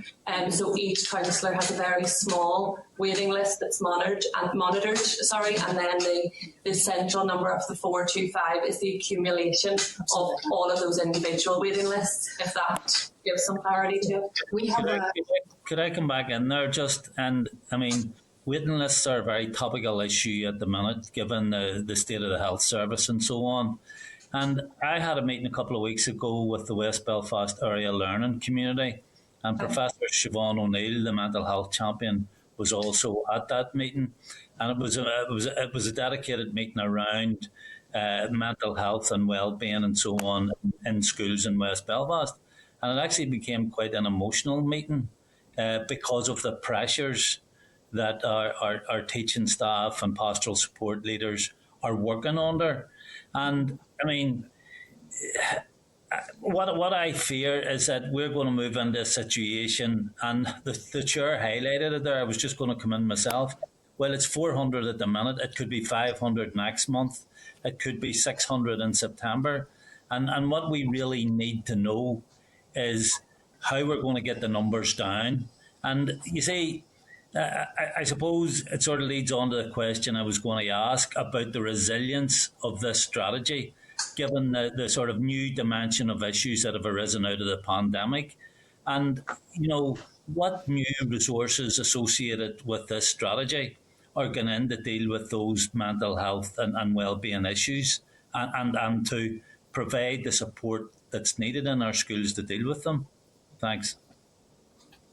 I suppose, Pat, from my perspective, the level of investment this year is around 20 million. So that's made up of 6.5 million recurrent funding for the framework itself, which is 5 million from education and 1.5 million from health. On top of that, we then have £4 million for nurture programmes. On top of that, we then have £5 million for COVID-specific funding directly to schools for wellbeing interventions. And on top of that, we have now identified a further 5 million to roll out the primary school counselling. So and that's quite a large investment this year. Across you, Ricky, and that's all well and good, and it's good that those resources are going in, and that was the question I asked. But what I really want to know is who's going to be held to account for getting these waiting lists reduced. No child should be waiting any sort of length of time at all to be assessed and to receive counselling if they need it. And, so if the lists have risen next month in the same way that waiting lists in the health service have risen, who do I go to say, why have you not reduced these waiting lists? Who's the person who puts their hand up and says, that's my responsibility? Well, I suppose thanks, Pat. I suppose it's the EA that manage that contract on counselling, and they liaise with us. If there's increased demand and there's demand for additional funding, then we will obviously provide that. I don't know, Nicola, if you want to talk a wee bit more about how you manage that level of demand, because I had previously reported that the 400 was actually the same as pre-pandemic levels, and there hadn't been a huge increase in demand coming through. Right, can I supplement that briefly as well? What does 400 on the waiting list actually mean to those children on the waiting list? You say assessment is 15 days, urgent, which sounds like a long enough period of time to me, to be honest, but then urgent cases are 24 days. So 425 pupils on the waiting list. What does that actually mean in reality? Hopefully that's okay. Sorry, to clarify, an urgent case will be seen within 24 hours. Chair, not 24 days. I suppose basically in relation to waiting lists are held locally by schools, and the key contact within the school and the local counsellor within the contract specification meet on a weekly basis. They discuss the individual cases that are on the waiting list. If a child comes forward with and is very distressed and something very urgent is happening, then a discussion takes place, that child is seen and a decision is taken about how to progress that, bearing in mind that it may not be an issue for counselling. It could be a safeguarding issue or something else, and therefore needs to go to another source of support. And then the additional, the children who are not in urgent need are then seen within the 15 days, assessed as to whether counselling is the appropriate way forward to support them, or if they require something else, and then they are seen after that. It's a very closely monitored piece. We then in turn have contractual arrangements with each of the providers for ongoing contract management, and we keep an eye to all of the trends and then feed them through. And Ricky is correct, we are not seeing an increase that is, it's very similar to what it was pre-COVID pandemic, but we also have within schools, it's not just the counselling sessions, we also have drop-in sessions. So there may be children within a school situation who do not want to sit down and speak to somebody for 5 or 6 weeks or for an hour, but want to drop in, see the counsellor for a short period of time, maybe even just 10 or 15 minutes, have a chat, go away. So there are a number of things in relation to that help and support that process. But as I say, to date, we're not seeing a massive increase. But as Ricky says, we keep and we monitor it on a monthly basis. We also have a situation that began last year and will continue for the duration of this contract, in that we have extended the number of hours that schools are getting, and we have also extended the contract to include an extra 2 weeks, extra 4 weeks, 2 at the start of July and 2 at the end of August, to try and maximise the support available to the young people. Okay. Pat, do you want to ask a final question there? Yeah, sure. I'd like to come back on this because this is a very important issue that the committee has focused on in the past while. And, I mean, we had Professor Siobhan O'Neill give evidence to the committee. And I hear what you just said about there doesn't seem to be an increase pre and post COVID pre and post COVID in terms of children on the waiting list. I mean, my view, we really should have a very small waiting list. And Siobhan O'Neill agreed with my assessment that we were facing a tsunami of emotional and well-being challenges in the time ahead as a result of the pandemic and lockdown and so forth. But what I don't want to do, and what I'm not trying to do here, is get into a fight with either the department or the EA or whoever. All I really want to know is how can this committee help you? And we can't help you unless we know who is responsible and accountable for ensuring that these waiting lists are reduced. Because if you haven't got enough resources, then the committee can bring pressure to bear on the minister. If there are problems with recruitment of the right councillors and so on, we need to know that.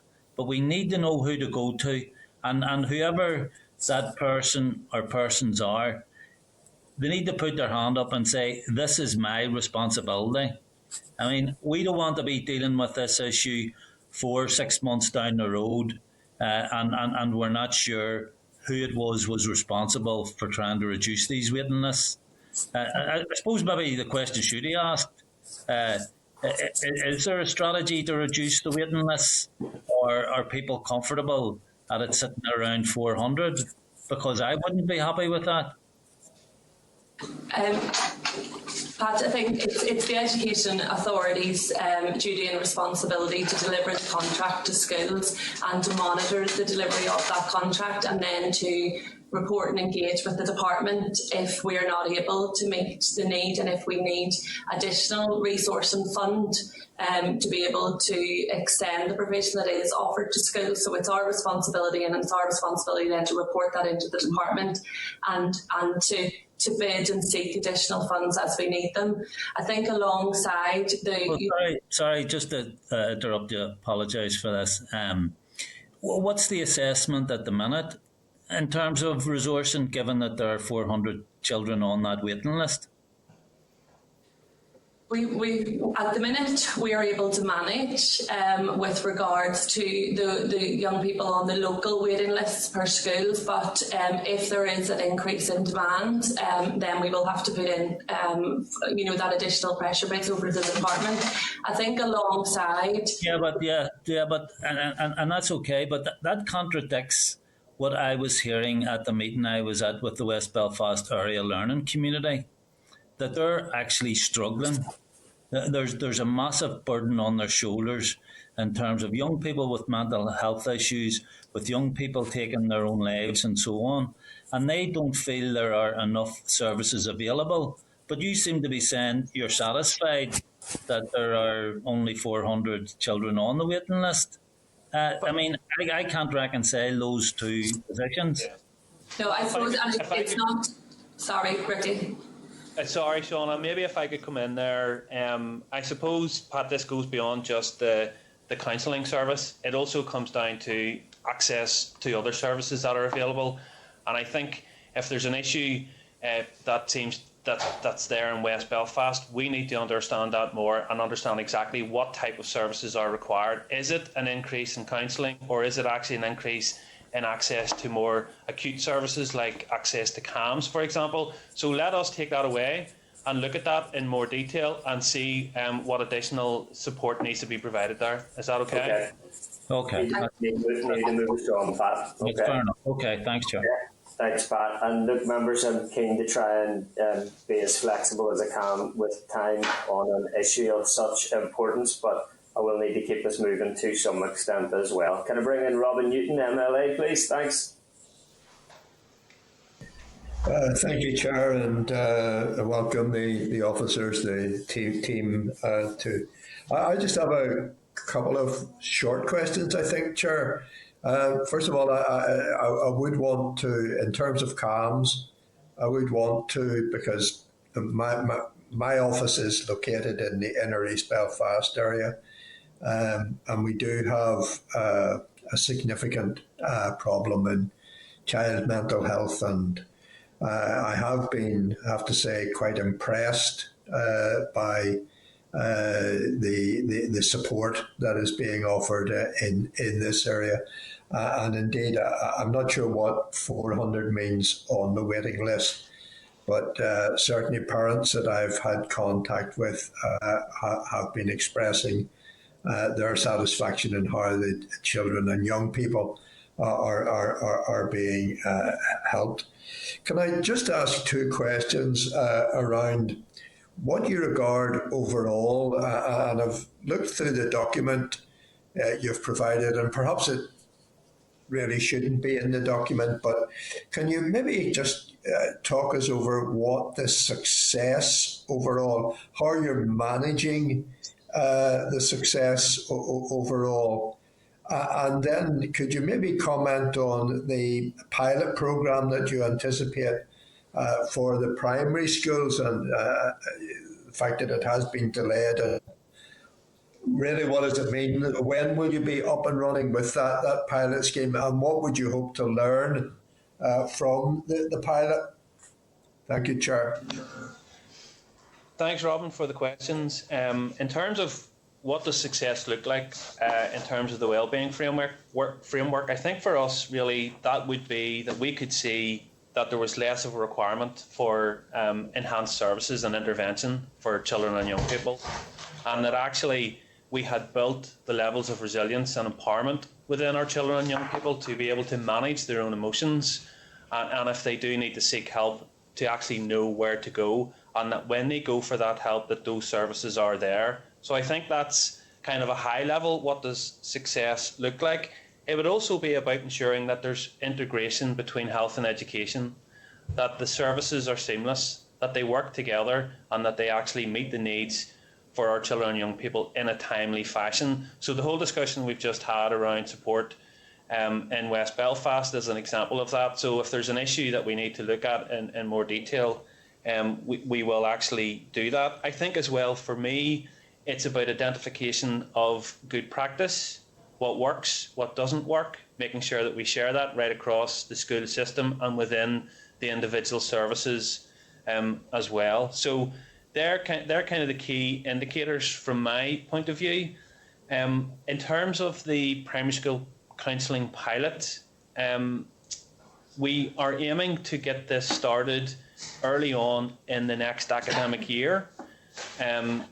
We are still working on the business case for that. Our intention is that every primary school will take part in the pilot, and we're very pleased that we've secured the £5 million COVID funding to allow us to actually bring that forward.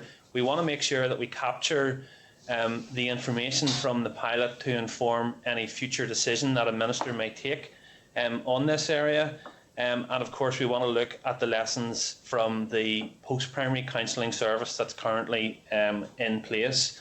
So the actual detail of how the pilot will work is not finalised yet. We may use a similar model where we actually work with voluntary community sector counselling providers who are accredited, and we would probably provide that list of providers to the schools to say, here are the counselling providers that you can engage with. So we're still working through the detail of that, but we're very happy to come back and update the committee on that once we finalise that, Robin. I hope that's okay. Yeah, I think that would be useful, Ricky, once the work has been done. That would be useful. I do take the point that you're indicating, what the indicators are. Are there any measurements that you're able to produce? Each of the services and projects under the framework will have a set of metrics in place. So, of course, we'll want to know how many children are uptaking in each service, but we'll also want to look at the outcomes for those children. So we'll have to have surveys in place, and that's the sort of detail that we're looking at now. So, for example, I mentioned the text and nurse service, which has been running now for a few months. We have metrics around the number of children that have benefited. We know that all those children have received support within 24 hours. And we know as well that the sort of issues that are coming forward are around anxiety, well-being, depression, self-harm. So that's the sort of information that we're now starting to get through on the projects that are currently up and running. Yeah. And do we know, in terms of the young people engaging in the CAMS service, do we know how many young people are satisfied when the process of CAMS, or how many have to be referred on to a higher level of service? That's the right word. Okay, I'll pass that one over to our health colleague. So perhaps maybe Paul and or Gavin could answer that. Yeah, hi Robin.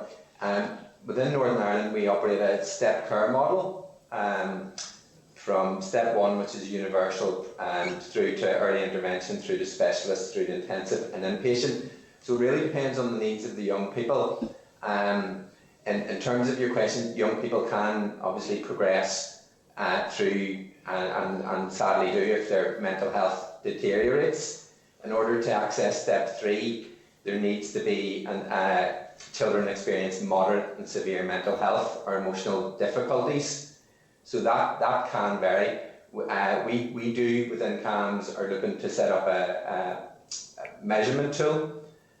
We often take feedback in terms of that, and regrettably also, and Gavin mentioned, some young people actually transition on if their mental health is so enduring and long-lasting in the adult mental health. This is why it's important to think for certainly this framework that we adopt an early intervention approach. We're keen to put professionals, core CAM staff in schools to capacity build alongside our educational colleagues to identify those children that actually are maybe responding to, appropriately so, to an adverse incident that don't necessarily need a specialist CAM service because of the end of our assessment periods, and are directed then to maybe more appropriate community supports or the likes of schools counselling. If that answers your question. Yeah, I'd be, it's probably a question too deep for today, but the Deputy Chair was referring to comments made by Siobhan O'Neill in her work, and we'd be, I think, be the concern of, I think, every member of the committee about the mental health and well-being of our pupils at this stage. So is it possible to at this stage to give an indication of the number of pupils, young people in education who then do need to seek further mental health support? I don't. Oh, sorry. So sorry. From CAM's perspective, it's a 0 to 18 service. So in many respects, a lot of them will be in the education system. We don't break it down into a geographical school area or anything like that. I don't know if my colleagues in education can. I don't think it's information that we would hold at a kind of system level, Robin. Obviously, individual services like CAMS would have, their lists of children that they're dealing with. It's something that we can consider. Once we get all these projects up and running, we will have an indication about how many children are involved in them all. But of course, some children may be involved in more than one service. So there's that aspect too. So it's not like we have a single database, unfortunately, that we're maintaining all of this on. Okay, thank you, Chair. Thank you. Thanks, Robin. I'm trying to bring as many members in as I can, Ricky, but you, in response to Robin's question with regards to what measurements are going to be in place, what success is going to look like, you mentioned that success will look like emotionally resilient young people, and I think that is a positive approach to the strategy. You also said that success would look like the implementation of best practice preventative interventions, and Robbie Butler and I had the privilege of seeing youth mental health charity Pure Mental NI mental health toolkit being delivered by outstanding teachers at Braniel Primary School in East Belfast, and it really opened my mind. And this was with the youngest primary school children through each primary year, and opened my mind to the possibilities of preventive intervention. They were using puppets, they were using cartoon characters, imagery, different props, with really exceptional pedagogy from the teachers as well, in partnership with those resources, to equip young people to express emotions, to be emotionally literate with different emotions, and you could see just how that was equipping the young people to be able to deal with different types of experiences and mental health challenges. One would presume that is common practice, and it may be frequent practice, but the feedback was that there is still a fair bit of work to do to establish that type of approach as common practice, and fantastic that is, Pure Mental NI is a group of post-primary or just beyond post-primary students who've done outstanding work to contribute to the challenge that we face of assisting with the emotional resilience of young people. So is that the type of approach that you foresee the Department of Education being able to support as part of this framework? Chair, I would say yes. I mean, we've engaged with Pure Mental, we've engaged with the Secondary Students' Union of Northern Ireland and the Northern Ireland Youth Forum, and I think as we go through delivery of this framework, we want to continue to engage with them and identify those good practice interventions and try to get those disseminated right across the system. So absolutely, yes. It's fantastic. I'm sure Braniel Primary School would be glad to host you to see it in action again if you need to, Ricky. Thanks for that. Okay, can I bring in Daniel McCrossan, MLA? Thank you, Chair. Thank you, Ricky, and to colleagues there for the presentation being with us this morning. I'll just go straight to questions, Chair. The framework is entitled Children and Young People's Emotional Health and Wellbeing in Education Framework.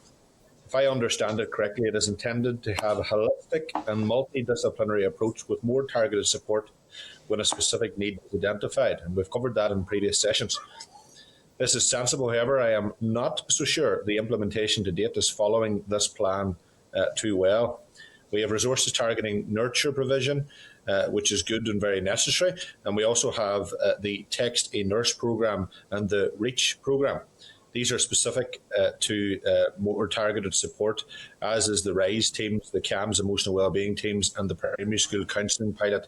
Again, all these are very good and necessary, but what about the programmes for all children?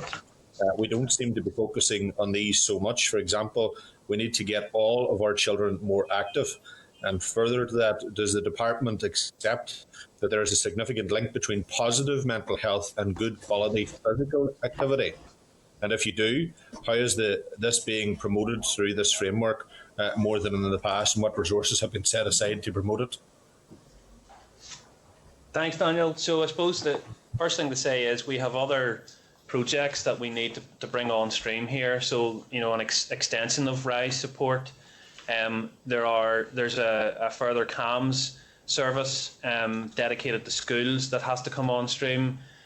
We also have emotional wellbeing teams within the EA that are going to support schools. So when you look at the framework, the idea of 3 levels, emotional wellbeing for all being the first level, it'll be the work of these projects together to actually promote that culture of emotional wellbeing for all children within the school. So at a school level, schools will be encouraged to consider the best way to do that, and that could be in terms of promoting physical activity as a way of promoting positive emotional well-being, but it could also be a whole series of other activities. So there's flexibility within the framework to deliver against that sort of approach. Maybe if I could Shauna or Nicola from the EA talk a wee bit more about the emotional wellbeing teams that are going to support schools? Okay. Certainly, there are a number of things. From our point of view, we're hoping to progress with DE a proposal called Being Well, Doing Well. And that proposal will specifically it will be a team of people who will be working to engage with schools, both in relation to a universal offer of training and programme delivery to support schools to support their children. And then it will also have opportunity for more targeted approaches in relation to schools who are in different stages of the journey. But it is very much designed to inform and improve the emotional health and well-being of all children, to involve pupil voice and children in the decisions and how schools function around emotional health and well-being. And we plan to promote a range of programmes and opportunities within that. We have also specifically been taking forward a number of pieces of work in partnership with others. So, for example, if it's helpful to know, the Education Authority is a member of the Daily Mile network in Northern Ireland. Over 350 schools signed up for the Daily Mile on the 28th of May. We subsequently held a live webinar for schools to help schools understand the link between physical health, emotional well-being, and then better opportunities for learning. 160 schools expressed interest in that. That webinar will be available as a recorded resource for all schools at the end of August. We are working in partnership with Reverse the Trend Foundation, who are a locally based charity who are going to be running a 12-week programme from mid-September, looking at resilience, building good habits around physical and mental and nutritional health, and launched last week. 24,000 children have been signed up to it by other schools. We also are partnering with Action Mental Health for training resources at the end of August. So we have a number of partnerships in operation at the moment that are, I think, beginning to address some of the things, Daniel, that you raise. And then we specifically have the Being Well, Doing Well programme, which once it is operational will be, is not looking toward always the acute end of mental health, but is looking at the universal approaches for schools, enabling teachers and school staff to better understand the needs of children, to think about where children need support and what support they need, because we know counselling is not the one and only issue, and there has to be other ways to look at that. So Being Well, Doing Well very much has that element to it, of providing the universal approach and then helping schools understand how to move things on. So those are some of the examples that we're working on currently. I think just to add on the REACH programme, although part of the REACH programme is that enhanced support and targeted support for individuals, part of the REACH programme is also focused on the wellbeing for all and working with schools to deliver for all of their young people and the culture and ethos around wellbeing.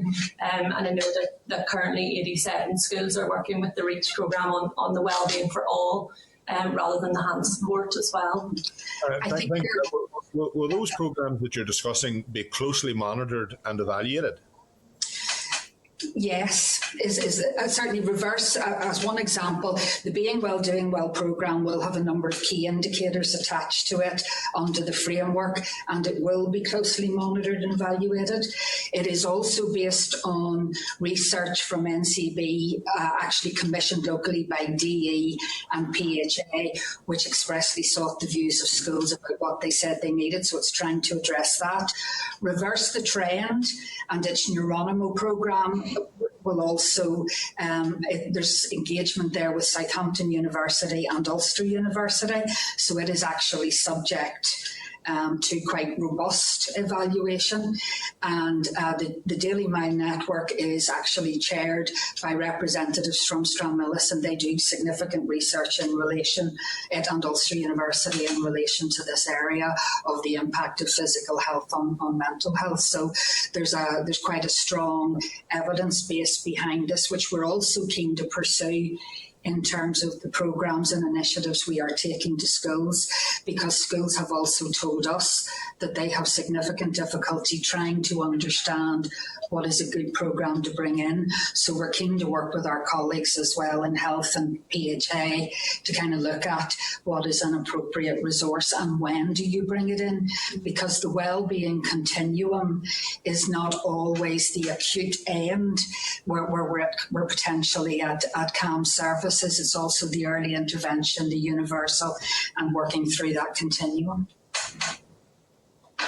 Yeah, just on that, the reason I've asked that question about monitoring and evaluating these programs is because the Northern Ireland Audit Office have continually told us that the department and the Education Authority can't demonstrate value for money. So I would sincerely hope that by having these mechanisms and checks in place, that will ensure value for money in that regard.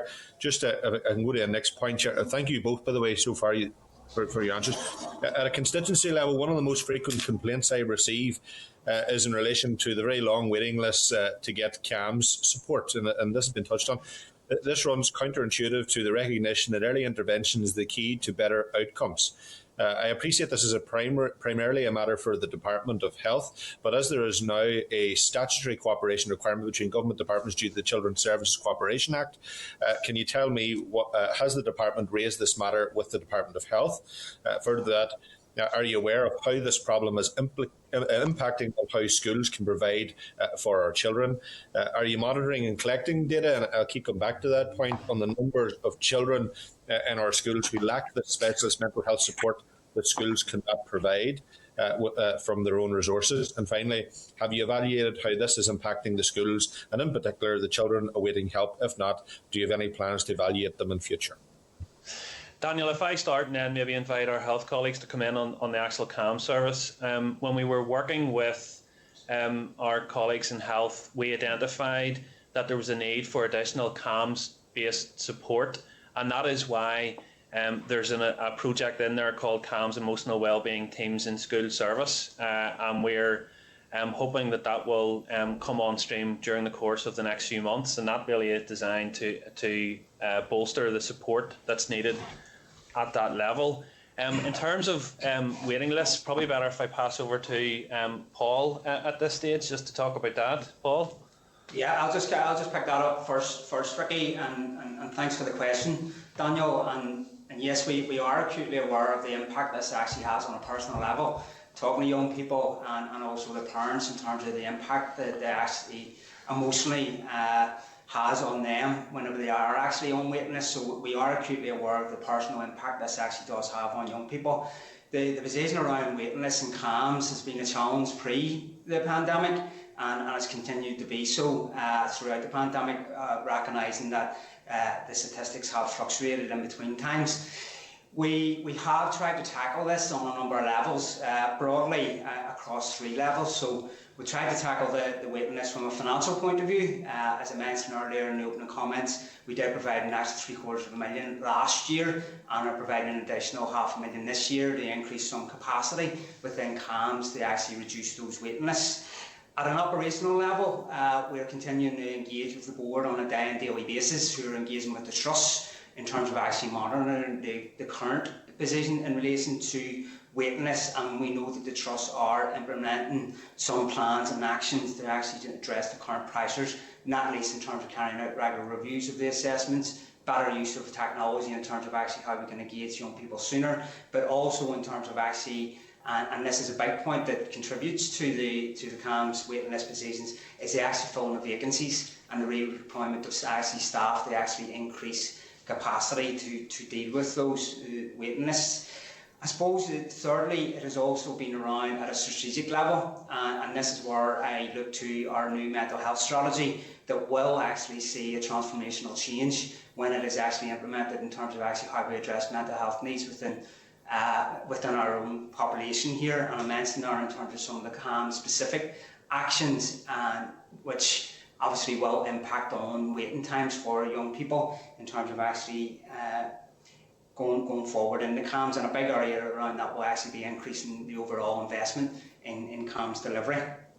But I suppose bringing it right back to your earlier point, Daniel, and it's quite correct around how we do this in collaboration and in partnership is, as Ricky's pointed out, that we have identified the need in terms of actually, if we are really to address waiting lists, and the key point is about making sure that young people don't actually get on those waiting lists in the first place, and that's where the prevention and early intervention work is actually critical, and that's where engagement with the Department of Education colleagues is we have developed this model of care and the CAMS and wellbeing teams within the schools to actually provide that early intervention and prevention work so that young people don't actually go on the waiting list in the first place, and obviously have the impact of actually sitting on those waiting lists for any longer than they need to. Paul, I don't know where perhaps you want to pick up on anything about the model. I suppose just to recognise that CAMS is a regional model that provides step care. Obviously the pandemic has brought its own challenges, and one of the most prolific challenges has been children with disorganised eating, who are often the most risky and in terms of morbidity. And over the period of time there's been a 50% increase. So from a health and social care perspective, we've had to manage and move resource to deal with some of those levels of risks. Young people weren't being seen because of lockdown, and when they were being seen by professionals, they were acutely unwell, which increased their requirements for inpatient treatment. Sorry, I'm looking at you, but speaking behind to the mic. So we've had to manage the risk. We've had to redeploy staff sometimes in order to manage the most highest risk, which unfortunately has impacted on terms of waiting times. Regarding breaches, we're actually in a better position than we were last year, although the waiting list has gone up. And broadly speaking, referrals and our ability to accept referrals did dip in the first lockdown because of referrers not seeing and being able to access or being able to refer young people on. But CAMS has been open. It's staffed by a multidisciplinary team, psychologists, psychiatrists, mental health nurses, social workers, and we have been open during the whole of lockdown. We didn't stand down the service, and we tried to offer a blended approach, and I think that's to be welcome. And some of the clinicians actually said that suits young people in terms of their preferred method of engagement, except it doesn't suit all young people. But actually changing the model and how responsive we are in terms of engaging young people at whatever means suits them is something we need to take that learning forward. Okay, thank you very much. Okay, Daniel, final question, please. Thanks. Okay, I'll try and get a short one here, Chair. The framework declares that only evidence-based and evaluated programmes are delivered. This is essential in ensuring provision is quality assured. Can you tell us, is this going to be the case in every instance? Can you outline for us how this will happen and what the reporting mechanisms will be and to whom, and why have these evaluation processes not been put in place yet? Thank you, Chair. Thanks, Daniel. Thanks, Daniel. Yes, I mean, the clear message we got back when we commissioned NCB to do the research, which informed the framework, was that the interventions need to be evidence-based. So to deliver that, these current interventions have been designed in close partnership with the experts, i.e. our health partners who are with us today. And those projects that have started, evaluation mechanisms are in place. For those projects that will start in the coming months, evaluation mechanisms will be put in place for those. We have a board which will oversee all of this. We have the mental health champion Siobhan O'Neill on that board, and we've just started to bring reports for the current projects to that board, and as other projects come on stream, we will bring those scorecard reports to the board, and the board will appraise those. We're going to use an outcomes-based approach. Obviously, we're going to look at what activities have been done, how well it's been done, and the level of outcomes as well. So I can give you that assurance that projects will be evidence-based, and we will be monitoring and evaluating those. Okay, thanks, Ricky. Before I bring in our next member, can you contributors referenced the strong evidence base that physical activity contributes to emotional health and well-being. What are you doing to monitor the extent to which the recommended PE hours per week are being accessed by pupils in Northern Ireland? I'll have to take that one away, Chair, and come back to you. Okay, I'll be honest, that's a bit disappointing when we're hearing today that there's a strong evidence base between physical activity and emotional health and well-being, and we're not able to answer the extent to which pupils are accessing the recommended PE hours per week. I think that is a concern, but opportunity given to return to us with some data in that regard. The Assembly agreed a motion previously. It included an amendment from myself calling on the Education Minister to bring forward a public consultation on making the recommended PE hours per week mandatory, because I think you'll find when you seek that data that the extent to which pupils are accessing PE hours per week is nowhere near the recommended amount. And indeed, as positive as the Daily Mile is, I think that was it 387 schools he said had signed up to the Daily Mile. Is that right? Yes, that was last week. Yeah, 350. How many schools are there in Northern Ireland? 1,200. 1,250. Okay, so a little over a quarter. Yeah, and to say that they are, for the most part, they are primary, so it is around encouraging our post-primary schools and considering how we encourage the uptake from post-primary schools. I'd be surprised if I don't have colleagues that agree with me that, given that you have positively identified a strong evidence base between physical activity and emotional health and well-being, that we would want to see much more robust data in relation to how much physical activity pupils are currently accessing, which I think is probably quite shocking, and what is being done to increase that in a substantive manner. But we'd afford you the opportunity to return to us with that. Thank you. And can I bring in Robbie Butler, MLA, please? Thanks. Yeah, thank you, Chair. Thank you, everyone that's on here. I just want to pay tribute, first of all, to all the staff that are connected either to the department or EA, or maybe even health, that have actually been on the front line and trying to support our children for a number of years. And there was a very good question by, I think it was Sinead Bradley's question, I think, with regard to the critical incident response team. And there was some feeling and statistics in around the amount of, over 3 years, I think it was 145 events. 33 of those were very sadly tragic loss of life and stuff. So I think sometimes when we get into these discussions, we forget about the good work that actually is ongoing, has already been done. So I just want to put that on record at the start, and please pass on my gratitude genuinely. I've been the mental health spokesperson for the Ulster Unionist Party now since 2016, and it is absolutely brilliant to see the passion that everybody is now speaking with regard to this topic. But one of the things that I want to put on record here is this is a good piece of work, guys. It is a good piece of work, but it doesn't stand alone. And when I say it doesn't stand alone, the Chair is absolutely right. Physical activity is really, really important. It does need to be referenced, but it also will be picked up in other documents. So what I would want to see is confidence that this isn't a standalone document within, or standalone publication within education and health. Also, there was reference to the eating disorders, and I know that is something that very often we don't talk about, and perhaps we don't talk about medication. But I think it's something where we need to baseline whether children are getting enough food, they're getting the right food, because what I'm really aware of is the fact that very few problems with mental health happen inside the school gates. Most of it will happen outside the school gates, and then we're using the school, and we should do, to try our best to bring emotional well-being to these young people and those preventative measures.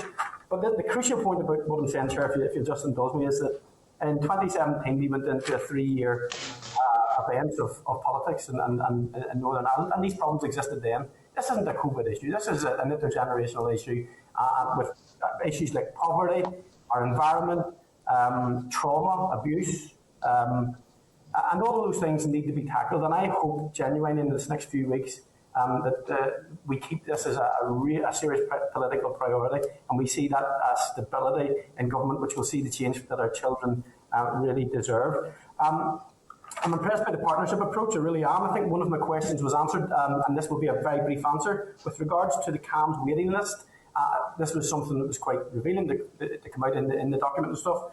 I take it that this, I think it was the Department of Health that said this will hopefully affect in a positive way the CAMS waiting list in the health service. Would that be fair? Did I pick that up right? Gavin?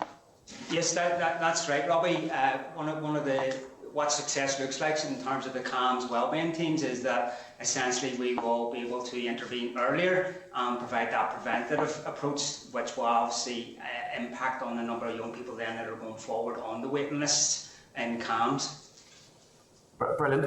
Just want to also, Chris, Chair, I want to thank you for mentioning Pure Mental A&I, because that package that they put through, they also won a mayoral award in Lisburn Castlereagh Council, a £5,000 grant, which is actually, I mean, they're all self-funded, and that was going to give them some resource to roll this out a wee bit further. So, like the Chair had said, would encourage you to look at that. I've just got one question, guys. I just really needed to get that other thing off my chest. With regard to the text messaging service with nurses, okay, I'm just curious as to the confidentiality of that and what that looks like for sharing of information with parents and carers, and what age, what's the technical detail around that, if anybody can help me out with that. And that's my only question at this stage, Chair. Thank you. Geraldine, is that one for you? Yeah, thank you, Robbie. Yes, absolutely. Sorry, the text to nurse is linked very closely to staff health. And it is a confidential mechanism where post-primary pupils can seek support. And already, as Ricky has alluded to, we are seeing very clearly 35% of the first 2 months is really in the areas that we're really focusing on: anxiety, panic, depression, low mood, emotional well-being, and sadly also self-harm. So there are 25 public health nurses that's trained in it, 5 per trust with a manager.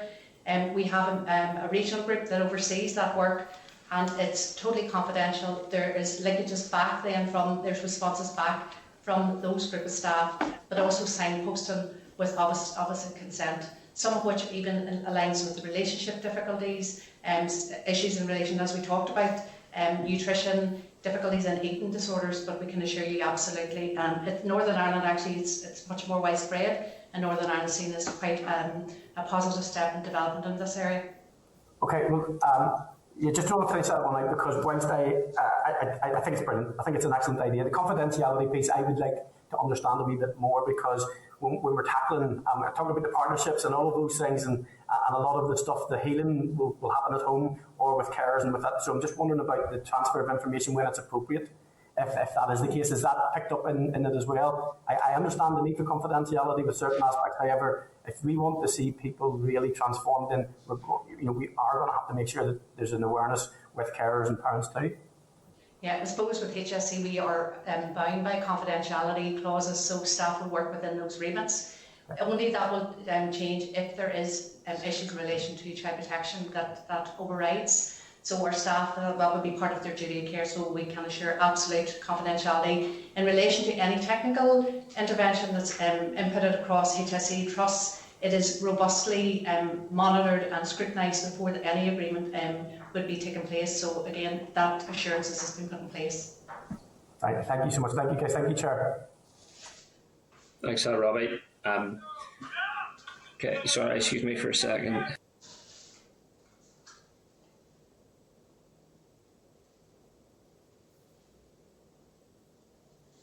Thank you. Can I bring in William Humphrey, MLA, please? Thanks, Chairman. Good morning, everybody, and thanks for your attendance this morning and your input.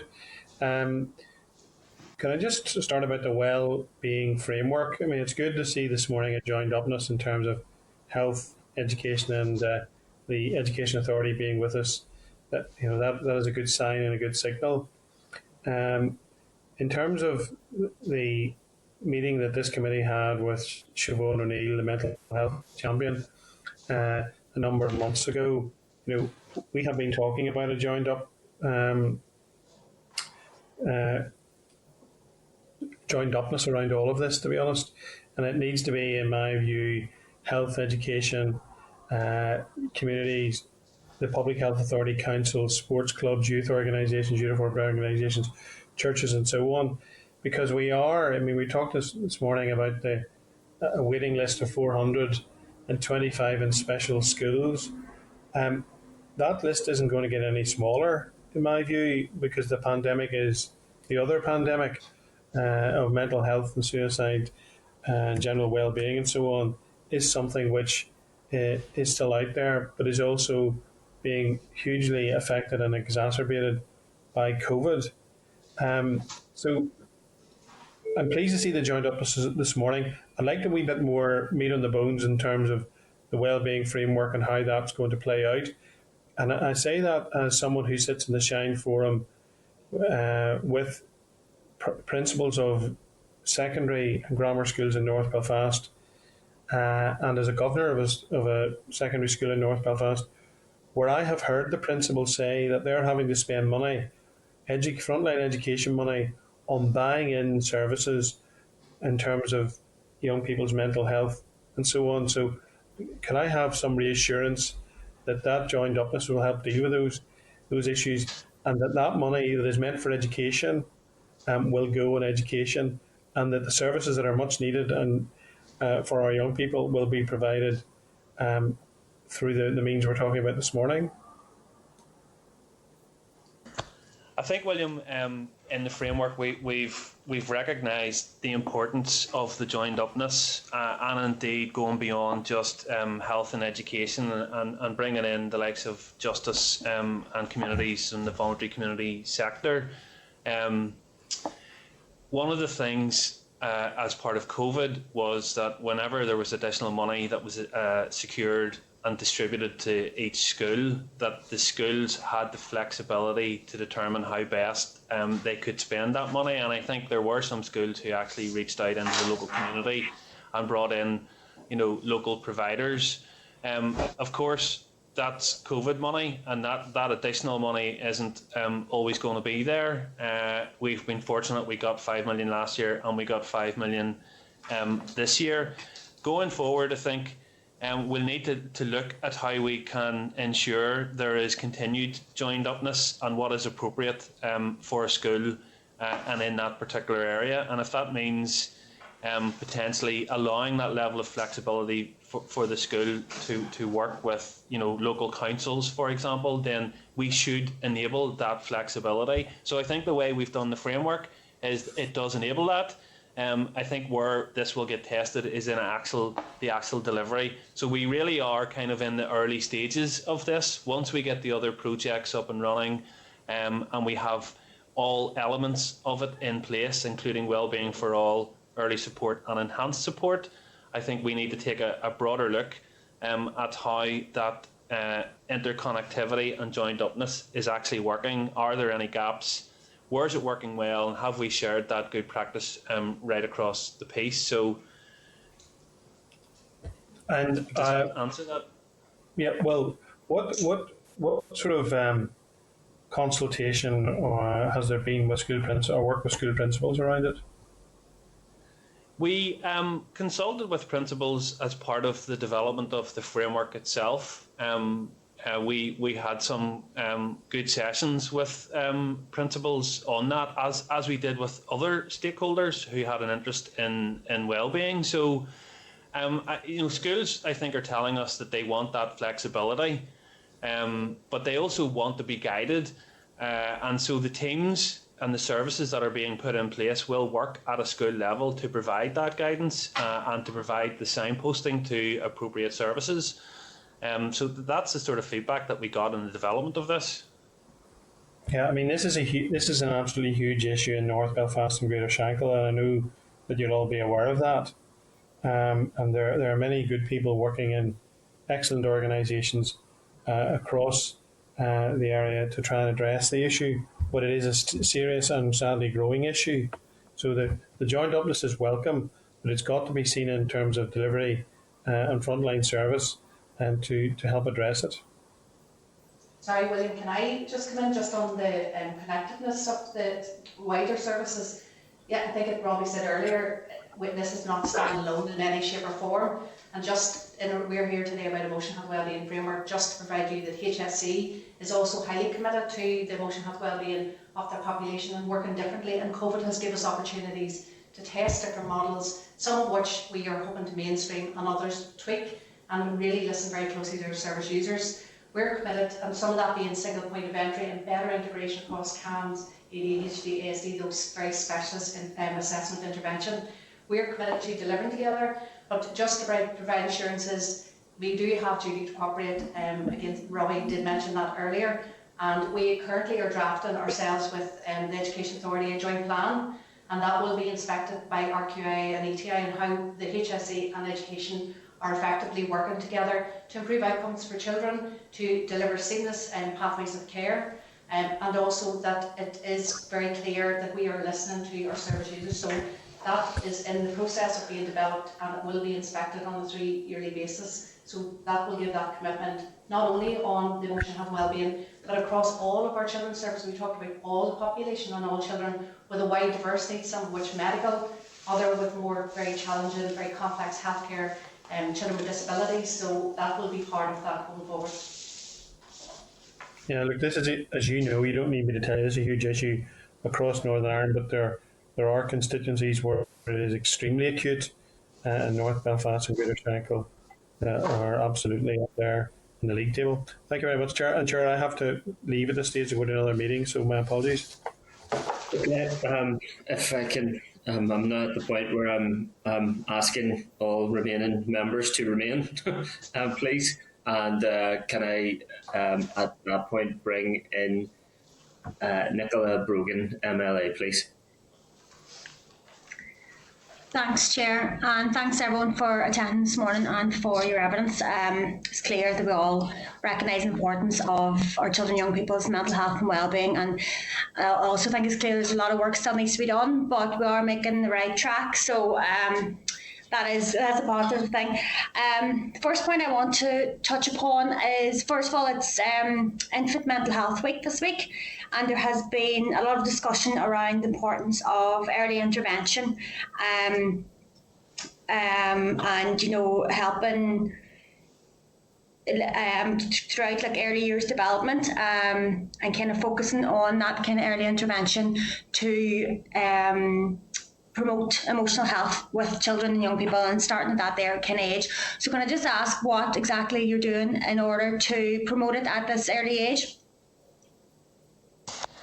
Thanks, Nicola. Yeah, I mean, early support and early intervention is one of the central tenets of the framework, and the projects then were designed around those tenets, including early intervention. So I suppose there are a range of projects there which touch on the importance of early interventions. For example, the REACH project, the RISE, the Text to Nurse, primary school counselling, of course, as well, and the ongoing nurture support. Maybe if somebody from either health or EA would like to just elaborate on one of those, just to give Nicola a bit of an example, perhaps. Okay, Nicola, yes, the board and PHA are working closely around very clearly infant mental health as a particular challenge, and even further than that, we're looking at perinatal mental health. So currently we're in the process of appointing teams and trust to support mothers of babies, so that we get in that very, very early stage. That is critical, because as we see, as children move and move into school, there are a number of issues, and we want to get in as early as possible to make sure that we are really supporting. Again, Sure Start plays a very active part for those, particularly in social deprivation, and parents, and at that early, our health visiting and midwifery colleagues are working closely with parents to ensure around that support, around attachment and support. So yeah, perinatal mental health, we're hoping very soon we'll have the teams up and running in trust, and we are working then closely around that infant mental health pathway and model. If I could just also just add to that, Nicola, just recognising the importance of perinatal and infant mental health, that the Health Minister did commit to 4.7 million this year in terms of the rollout of perinatal services, but also in terms of the mental health strategy itself. It takes a full lifespan approach and recognises the importance of early intervention. It is actually, in fact, one of the key themes of the strategy, and something that has emerged out through the public consultation around the importance of engaging in that infant mental health and obviously the benefits that actually has over the full lifespan. So it will feature quite heavily. I'm anticipating in terms of the final mental health strategy that will be coming forward on that.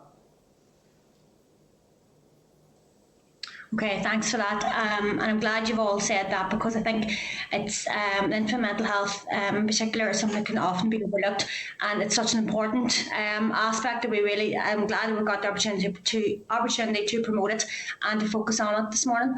I'm going to move on to another topic which I don't think has been discussed yet. The Education Committee yesterday received an informal briefing from Parenting NI, which basically highlighted a range of issues that parents have faced, particularly over COVID and over the different lockdowns. So they raised their concerns about their own children's mental health and wellbeing, child aggression towards parents and discipline, and challenges for parents with children with special educational needs, which I'll get to in a moment. But there was also a huge increase in the calls that this organisation were receiving from parents, and 88% of the parents had actually called because they were struggling with their own mental health. So what kind of help are you providing for parents at the moment in regards to their emotional well-being? Nicola, if I can maybe start. Oh, sorry. No, go ahead, Shauna. I was just going to start just by saying with during the pandemic, some of the wellbeing and protection services that work with young people, we actually through the pandemic were able to have a greater connection with our parents when the young people weren't in school, and our education welfare service, our behaviour support services, our children looked after services had that sometimes daily but always weekly connection with any of the parents of young people who were open to the services.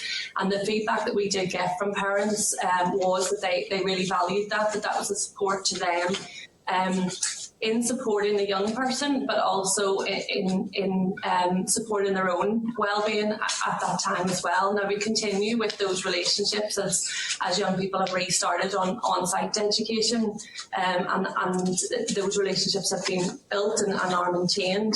But that was certainly a positive, if you like, from the pandemic, was the connections that were made from the support services directly to parents.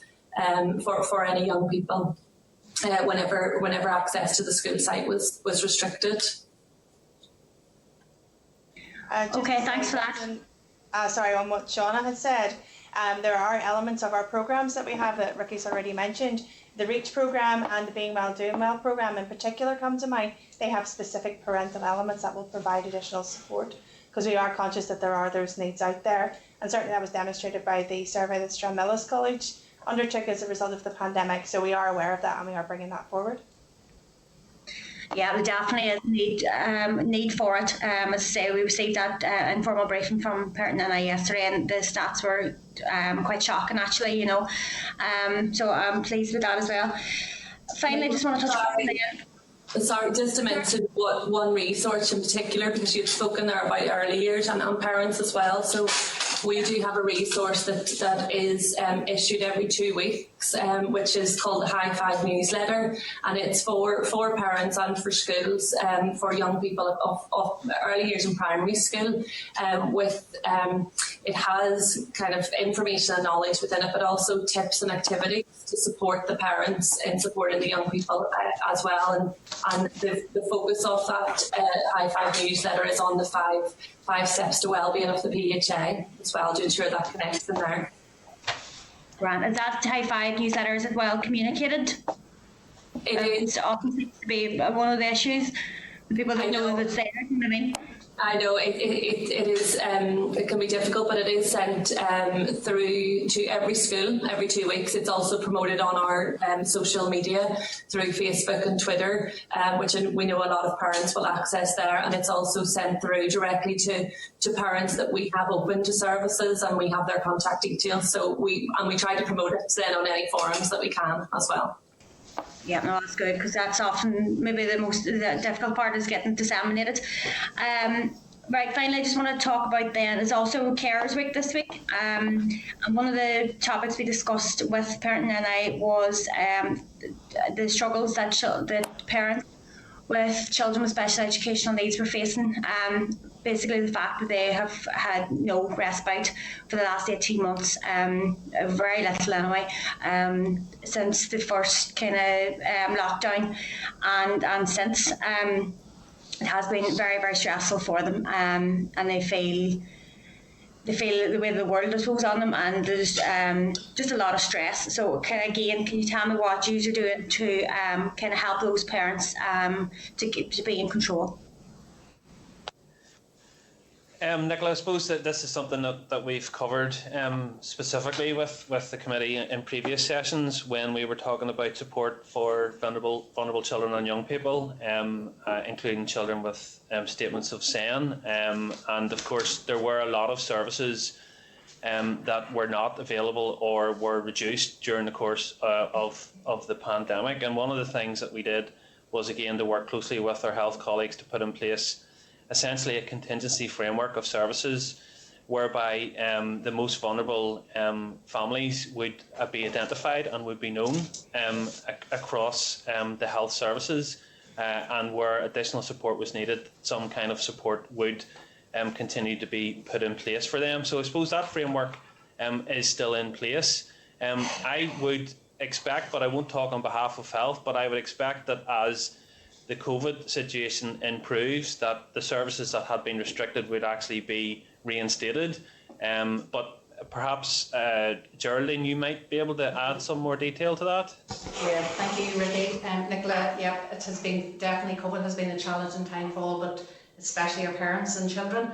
The fitfall of respite units has really posed a significant problem in the numbers could be accommodated. But as we now do that restart, that rebuild phase, we're working very closely with parents and trying to get those units up and running as much to full capacity as possible, but also looking at different ways. So children with disability leads have done very innovative ways of support across each of the 5 trusts to try and ensure, because it has been particularly challenging and able to support. Schools obviously being open has been a fabulous support for families and also for children. We've done scope and we've looked at all evidence locally, nationally, internationally, and also within our own practitioners in the oversight group. We have engaged with what are we seeing now coming through the doors, what are our educationists seeing the children, what are some of the needs, and again linking with our adult colleagues, what are the pressures, so that we are responsive, because I think it was mentioned earlier, are we listening, and what has COVID led us to believe, or what's there. And it's all the same things that you talked about, emotional health and wellbeing, a particular challenge and issue. And we will reflect that in this framework and anything else that we'll be taking forward, because we have to. Things are very different now, but we definitely are moving that rebuild. Obviously, COVID's still there, and we have to take the necessary precautions to keep people safe. But as the testing has been developed in schools and the rollout of vaccination, we're in a much better place than we previously have been. Listen, I appreciate that, and I know we have to start off somewhere, but it often feels like there's a lot of listening and talking, but it's actual actions we need to see, and real help and support for parents is what they require and what they need to see. Just before I go, I want to ask one final question, and that is what support you have for parents who are waiting on statements for the child. We know there's a lengthy waiting list, and it was like at the moment they're trying to get down below 26 weeks, but there's that kind of limbo even for children who haven't reached an age for diagnosis, and then who are on a waiting list actually for a suspected diagnosis or whatever. What kind of support is there for parents? Nicola, I suppose we're straying into SEN territory here, but there has been a concerted effort over the course of the last 18 months on the part of the EA to clear backlogs of children who are waiting for statutory assessment, and indeed those backlogs, which were previously over 1,000, have indeed been cleared. So that is a positive. Now that work obviously needs to continue, and actually I will be back in front of this committee in a couple of weeks' time on our new SEN framework and the proposals that are being brought forward to improve services for children with SEN, and perhaps could talk a wee bit more about it at that stage, if that's okay. Yeah, sure, Ricky. Sorry, I do know what you mean. I was straight into the SEN side of things. It was more so about parents and their kind of stress and emotional well-being in regards to that. But that's fair enough. We'll talk about that in a few weeks. Thank you all, and thank you, Chair. Thanks, Nicola. If I can just supplement some of those good questions, Nicola, you're right to stray right into SEN. So let me do that. Ricky, how is counselling provided to a non-verbal pupil, for example?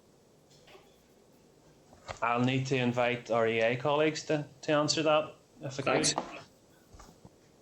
Certainly, for the counselling that is provided in special schools, the therapists may be trained in other things like music or art therapy, so it is not necessarily a talking approach. They may use other forms and ways to do that, which are also perfectly legitimate, particularly with non-verbal young people. So yes, and we allow for that within the contract. Okay, that's helpful. And as Ricky says, we can follow some of those other things up. As brief as I can in relation to the parenting support that Nicola rightly raised. So Parenting NI made some key recommendations further to research and surveying they conducted recently. One key recommendation was support for teenagers and the parents of teenagers, and made reference to the Odyssey Parenting Your Teen programme, improved communication of available services, and interestingly, an exploration of how changes in work patterns that have allowed positive family time during some aspects of the lockdown could be protected going forward. I noticed that you have, and Ricky, there's an implementation plan for the emotional health and wellbeing framework, and glad to note that it includes theme 5, staff wellbeing. Would it be prudent to introduce an additional theme on parental wellbeing? I think we can look at that, Chair. Obviously, additional themes and interventions will require additional money, but if there are specific issues being brought forward to us, we will take those on board, and I can discuss that at the programme board.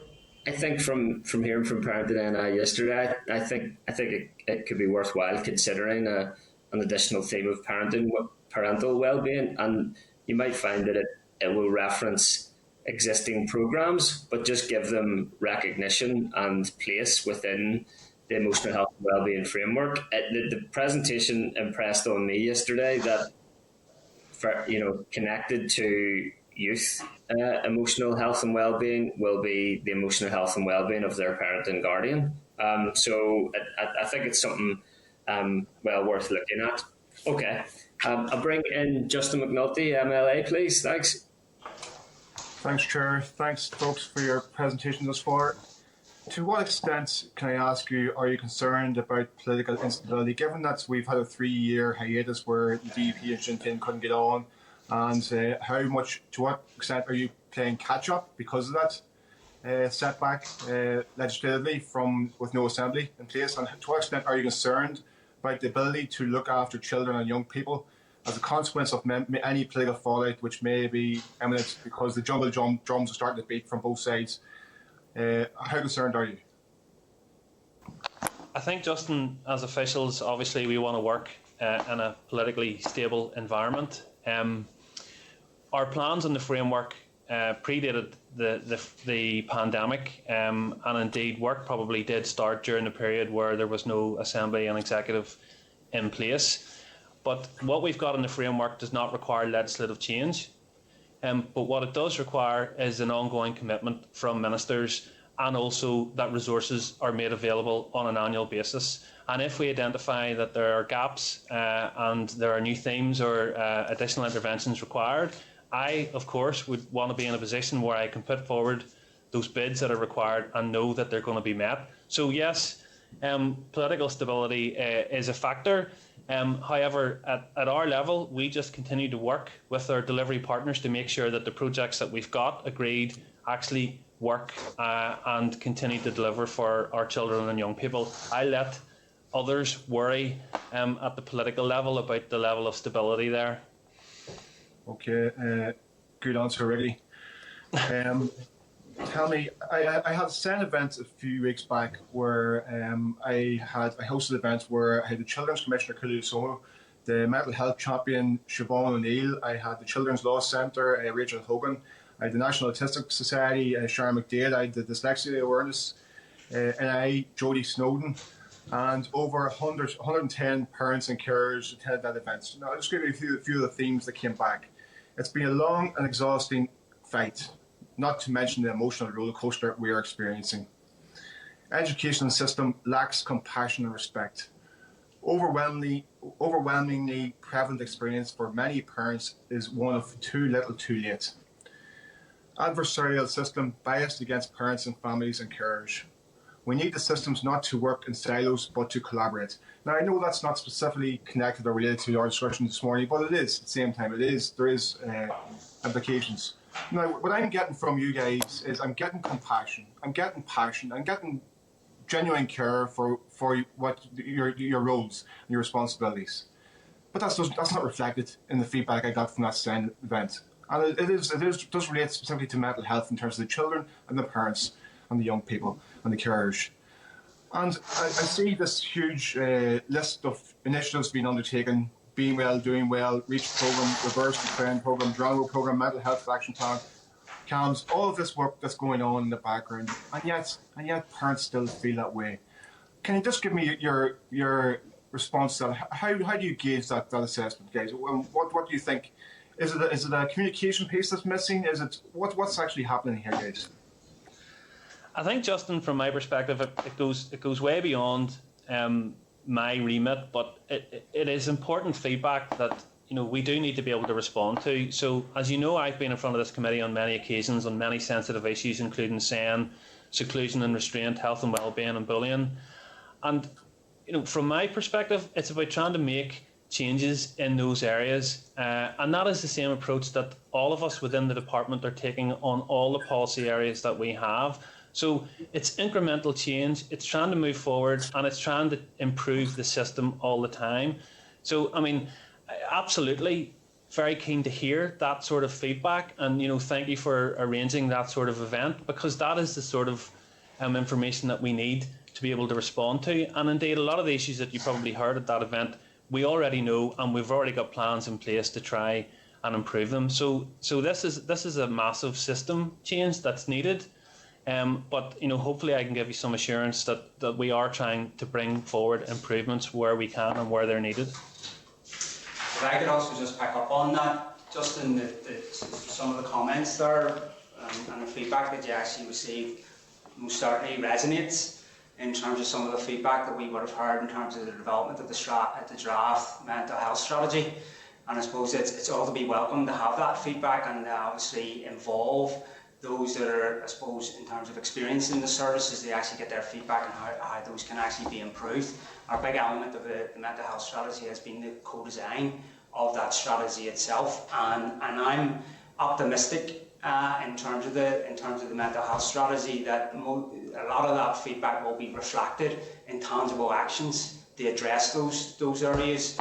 And also in terms of actually having a plan ahead over the next 10 years about how we can actually transform our mental health services that will improve the lives of all of us here within Northern Ireland. Excellent, thank you. I'm going to give you an Albert Einstein quote. Life is like riding a bike. To keep your balance, you must keep moving. I'm going to go back onto the sport piece, the physical activity piece. I don't see enough of that happening in our schools for young people. And it's a huge spoke in the wheel in terms of their development, in terms of keeping them mentally strong, in terms of their emotional and mental health and well-being. It's enormous. So I'm not going to labour on that, but I think more emphasis needs to be put on the physical aspect of education, because it's the benefits are just non-ending.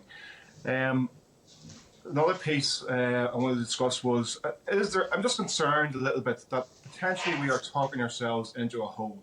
Okay, I think emotional well-being is crucial. Mental strength, when we talk about mental strength as opposed to mental health, it's how you label it maybe. I think Franklin D. Roosevelt, another quote, said, "Calm seas never made a good sailor." And are we teaching our children and young people that life is this smooth, easy pathway, that there's never going to be trouble, there's never going to be adversity, there's never going to be challenges or problems or obstacles to overcome? Because we need to teach our children, and it has been discussed, it has been mentioned at length during this meeting, about resilience. It's about giving children and teaching that resilience is part of the development. It's an important tool to have to help them to overcome the rough seas. You don't grow your muscles without stress. You have to be able to develop that sort of strength, and so that character building piece has to be so intrinsic to all of this. Is that something that resonates with you, or is that something that makes sense, guys? I think it absolutely does, Justin. I think it's one of the underlying principles, if you like, of the framework itself. And some of the evidence that we got from our engagement with stakeholders and through the NCB research was that this is about trying to encourage children to talk about their emotions, to know and understand their emotions, and then to know when they need to reach out and to make sure that support is there. So increasing those levels of resilience, I think, is probably a core objective of all the individual projects. Shauna, sorry, were you going to come in? No, I'm going to just say something very similar to yourself, Ricky, so apologies for having butted in on you, but it's just, I think it's around ensuring that our young people, we strengthen their toolkits from the very moment that they enter this world, and we strengthen the toolkits of their parents in order for them to be able to respond to the adversity that comes through life and be able to reach out and get the supports that they need when they need them, in a way to prevent some of the tragedies that we have seen in the last number of years with the mental health difficulties of our population. So it's absolutely not around us educating our young people to think that life will be easy and they won't come up against problems, but it's about supporting them and educating them to have the confidence to deal with the problem and the confidence to reach out and get help when they need it. Excellent. I love that philosophy, strengthen their toolkit. And I heard somebody mention earlier an ethos and culture of well-being, which I think is hugely important. Last piece is on the looked after children, Ricky, and you mentioned at our last meeting, I believe, that there were 178 additional children placed in care between March 2020 and March 2021. Do you have the figures to contrast and compare that with from the previous year, Ricky? I think we spoke about that before. I'm not sure if we received that data yet. How much of a spike has there been because of the added pressures brought on by the pandemic and families confined to their own homes? Justin, I don't have the figures with me, but in terms of children looked after, we can certainly take that away and try to get that data. The data should be held probably within the Department of Health, so we would probably need to engage with them in terms of the time frame. But please let us take that away and come back to you. Okay, and finally, to what extent are the Department of Health and the Department for Education collaborating positively and taking joint ownership around this issue and these challenges, so that these matters are not in silos, and we're collaborating positively together for the greater good for children, young people, and parents? Well, again, certainly on behalf of the Department of Education, I can say there's been an excellent level of collaboration right throughout the development of this framework. And in fact, the amount of collaboration that I have with the Department of Health across all my areas, there's probably more collaboration with health goes on my side than there is with other colleagues in the Department of Education at times. Colleagues in health may want to come in on the back of that with their views. Absolutely, Ricky. I couldn't agree more. I think one of the key outworkings from the whole pandemic is the collaboration between the Department of Health and also in terms of colleagues within the Department of Education. As Ricky's mentioned, it's not only just within this framework that we're actively collaborating on, but there's various other areas, just even within my own remit that I'm engaging with colleagues around the still implementation of still waiting recommendations and also more broadly around the development of the vulnerable and young people's plan. And I'm sure there's a raft of other pieces of work that are ongoing that really just echo that collaboration between ourselves and the Department of Education and other colleagues across other departments then too as well, because going back on William's earlier point around making sure that all this is joined up and there are no gaps in between, that's where the benefits will actually be realised through this more collaborative approach. So Justin, I actually have the looked after children figures in front of me. So currently, as of 31st of March 21, there were 3,530 young people in care looked after. That compares to 3,383 last year, 3,281, and from March 07, these are the figures I have, that's an increase from back then, it was 2,356. Okay, I can't analyse those. I need to write them down. And I suppose, as a social worker, I mean, we do threshold within the board. Children do need to come into care to be protected. We do look to keep those children as close to home, be it through kinship or other forms. So yes, going up is an issue, and I do know from discussions within the board that it is out of kilter compared to what has happened in the Republic of Ireland and I think Wales. So it is something we need to reflect on, but the trusts have looked at that and that are the figures. So that will save you a piece of work, Ricky. Okay, Justin. Well, I think that's something that needs honing in on. We're out of kilter with down south and across these islands. That's just in terms of the pandemic this year, but we have gone up by 150 based on last year, and I think they didn't. That can be for a whole myriad of reasons. It can be to do with thresholds, can be to do with legislation, it can be to do in terms of eyes on. I only have the years figures, I don't have it broken down, and I suppose maybe for a different day I can certainly try and get it in terms of by month or by trust. So, okay. Well, it's an area that's definitely worth further exploration. I think we might take on and there is discussions at the board reflecting on that with our colleagues from the trust. I can assure you that. If it is helpful, Justin, then in collaboration or with Ricky, then we'll all take that away and perhaps try and gather the figures and write with a more substantive response on that, if that's helpful. Please do. I think it's something that us as a committee should be very much updated on. So listen, thank you very much for your evidence, folks. Thank you. Okay, thanks, Justin. Ricky, just before we finish, I think it's important that I speak on behalf of the many young people that we've engaged with, almost all of whom have said that they felt that their mental health had been challenged by untimely and unclear communication on alternative examination arrangements, and worth feeding that back into the department. One of the last times you were with us in relation to the Emotional Health and Wellbeing Framework, I was interested and I remain interested to check how much of the elephant in the room youth-led mental health campaign recommendations are included in the Emotional Health and Wellbeing Framework. And if you don't mind, I'll maybe just go through some of the key recommendations here and you can give me some feedback. One of the recommendations was a youth-led mental health campaign to challenge stigma. Is that in the framework? I mean, I'll save you time, Chair, and say that those recommendations we still need to look at how we can build those into future delivery plans for the framework. And I have indeed met with the Northern Ireland Youth Forum and some members, some youth members who have presented to us on that since I was last in front of the committee on wellbeing. So, you know, so look, we still need to work on that. If I'm being honest. Okay. Well, slightly concerning. I'm trying to be constructive, but the Belfast Youth Forum Elephant in the Room campaign had really specific constructive suggestions, which I think is what people are going to want to see.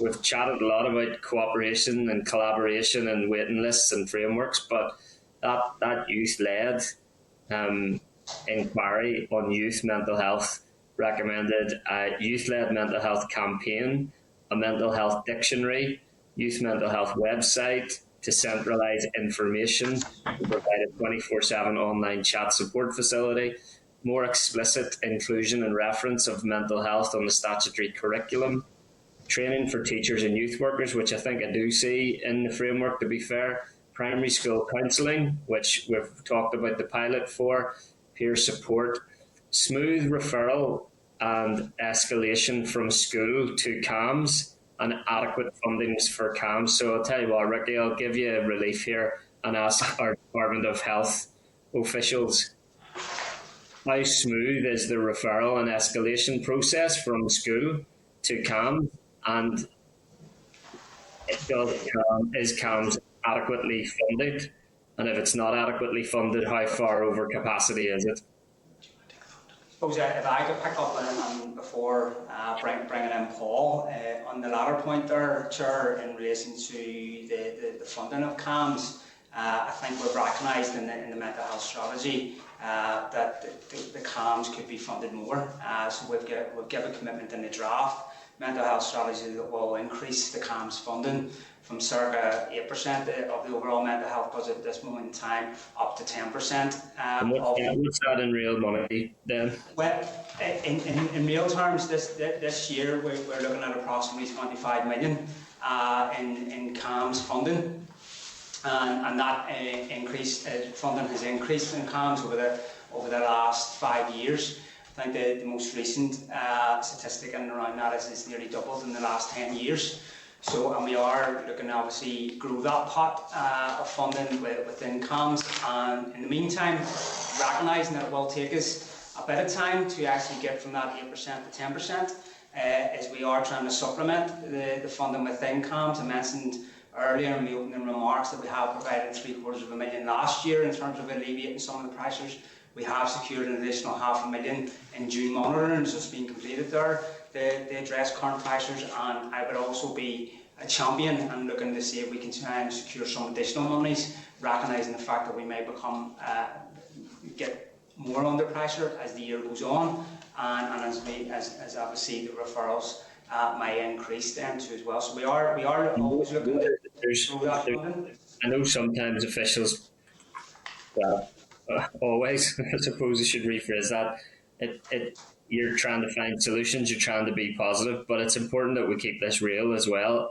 Under how much pressure is CAMS? How far over capacity in terms of that resource that is available is CAMS?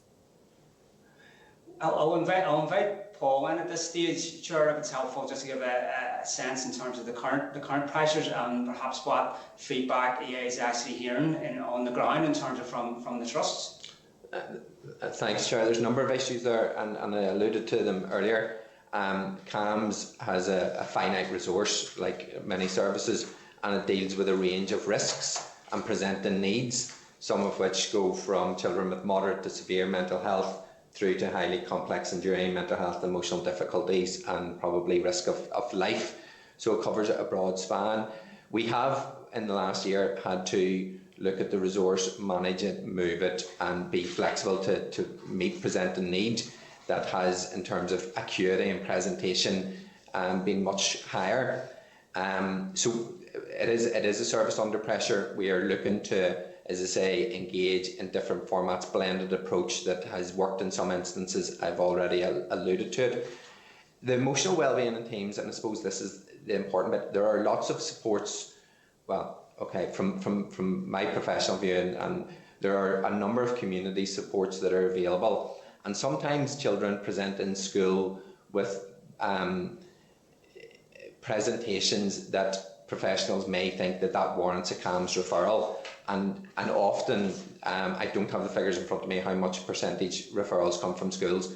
That young person is sent to the GP, the GP then refers them into CAMS, they're then triaged, assessed, depending on time, and it doesn't maybe meet the threshold, and then they go out. So for me, it's very much about this emotional wellbeing in teams is trying to promote whole school culture, trying to destigmatise, trying to look at emotional wellbeing as part of the culture, the fabric of schools, so young people can appropriately talk about their thoughts, their feelings, seek support, and that may be at more tertiary level, universal level, something much more community based, or actually for those young people that do have presenting ongoing mental illnesses and early identifiable that maybe mightn't necessarily be picked up until they go into other areas or later in life, that can be actually appropriately signposted, not fast-tracked through emotional wellbeing teams in schools, but actually appropriately dealt with, and helping our education colleagues, and we talked about capacity building, actually helping our educational colleagues to understand what it is in terms of what they're seeing. Children spend so much time in school, and within schools they have an inordinate amount of understanding about how their children are responding on any given day or over a time frame. And we need, and this is where the importance of breaking down that silos and working collaboratively with health within some schools, working within this, we'll have a better understanding and a better approach to be able to deal with that, along with the other elements of the emotional wellbeing framework in education. And there is also an emotional wellbeing framework in services for health that is coming on board, looking at autism, ADHD, and how we knit that together. From a board perspective, I will be overseeing both of those, and I want to bring continuity. There's quite a lot there. Okay. Look, as other members have said, the professionals teach in education and in health, responding to promoting resilience, right to acute mental health issues, are doing some of the most important work that anyone can do in our community. We're extremely grateful for it.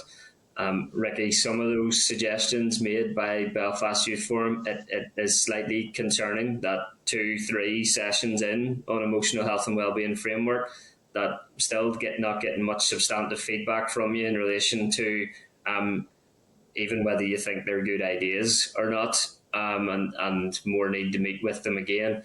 I think some of them are good ideas. Campaigning, dictionaries, websites, statutory curriculum. That's what came from the young people themselves. The Minister for Health facilitated a meeting, I think, of Elephant in the Room with the executive subcommittee on the mental health strategy on my request. I hope we're not paying lip service to these young people. I hope we're giving substantive consideration to these proposals. And maybe the next time we meet, you'll be able to go into that in a little bit more detail. Sure, sorry. No, they are good proposals. Sorry, I didn't give that clarity. I do think they are excellent proposals, and that's why we have met the Youth Forum and we've talked about that. So it's really about how we make it happen. Okay. So that's with me. Okay. Guys, like I said, some of the most important work we can do in the community. So thank you for everything that you are doing, and we look forward to continuing to engage with you on these issues and do all we can to advocate for proper resourcing of the work that you're engaged in. Thank you. Thank you. Thank you. Okay, can Assembly Broadcasting remove our witnesses and add members back into the spotlight? Can I ask the clerk to summarise any actions? I realise we're on extremely tight time schedule at this stage now, folks, given the importance of some of those issues that members wanted to raise. Feel free to summarise concisely, clerk, and I'll try and keep us moving along. No pressure, Chair. Okay, so I think the committee wants to welcome the cooperation that has been demonstrated this morning from our witnesses from 2 departments, and encourage that across departments and in the CAMS and wellbeing teams. Also, the comprehensive planning of the framework and so some of the aspects of that are particularly impressive have been covered. The committee had some difficulty around communicating perspectives on waiting lists. So, particular need referenced in West Belfast and Inner East Belfast, there were perspectives about that, where, a waiting list of 400 people or round about that doesn't seem acceptable in terms of the impacts that is having on the lives of those young people and the risks to those young people. So there's some explaining around that. emphasis that's being put on ensuring physical education as part of this evidence-based strategy. That was not apparent in the presentation by witnesses, and that's a big concern of the committees, and DE undertook to come back to the committee on that. I think it might be interesting to have a little bit more information on how the resource is being managed. Eating disorders, disordered nutrition. I think it might be good to have some more information about that. Members probed about confidentiality in the text to nurse service. I think it'd be good to have some clarity on confidentiality across the board. That's something that young people represented strongly to the committee that they wanted. The committee was proposing as well that the additional theme of parental wellbeing be factored into this framework. It'll probably reference existing programmes, but bring those together. The committee welcomed that, negative feedback that is out there on cultural characteristics of public service are being recognised and being addressed, and there's a move towards making public service more compassionate. The committee wants a piece of work analysing the figures and reasons for disjuncture with comparative trends of the children in care and children who are being looked after. And then we want to see a response about the elephant in the room inquiry and how that's going to be made happen. The issue of how far over capacity CAMS was quite well explored. And we'll try to get just some more baseline information about that. In terms of capacity, I think we're very fortunate.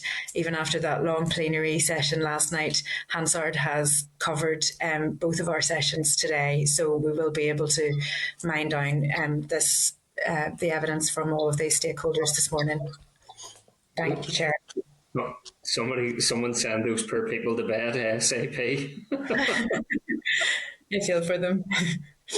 Robbie Butler's fine. He can run on fumes, but somebody release those poor hands. Just one point there, please. Pat, go ahead, Pat.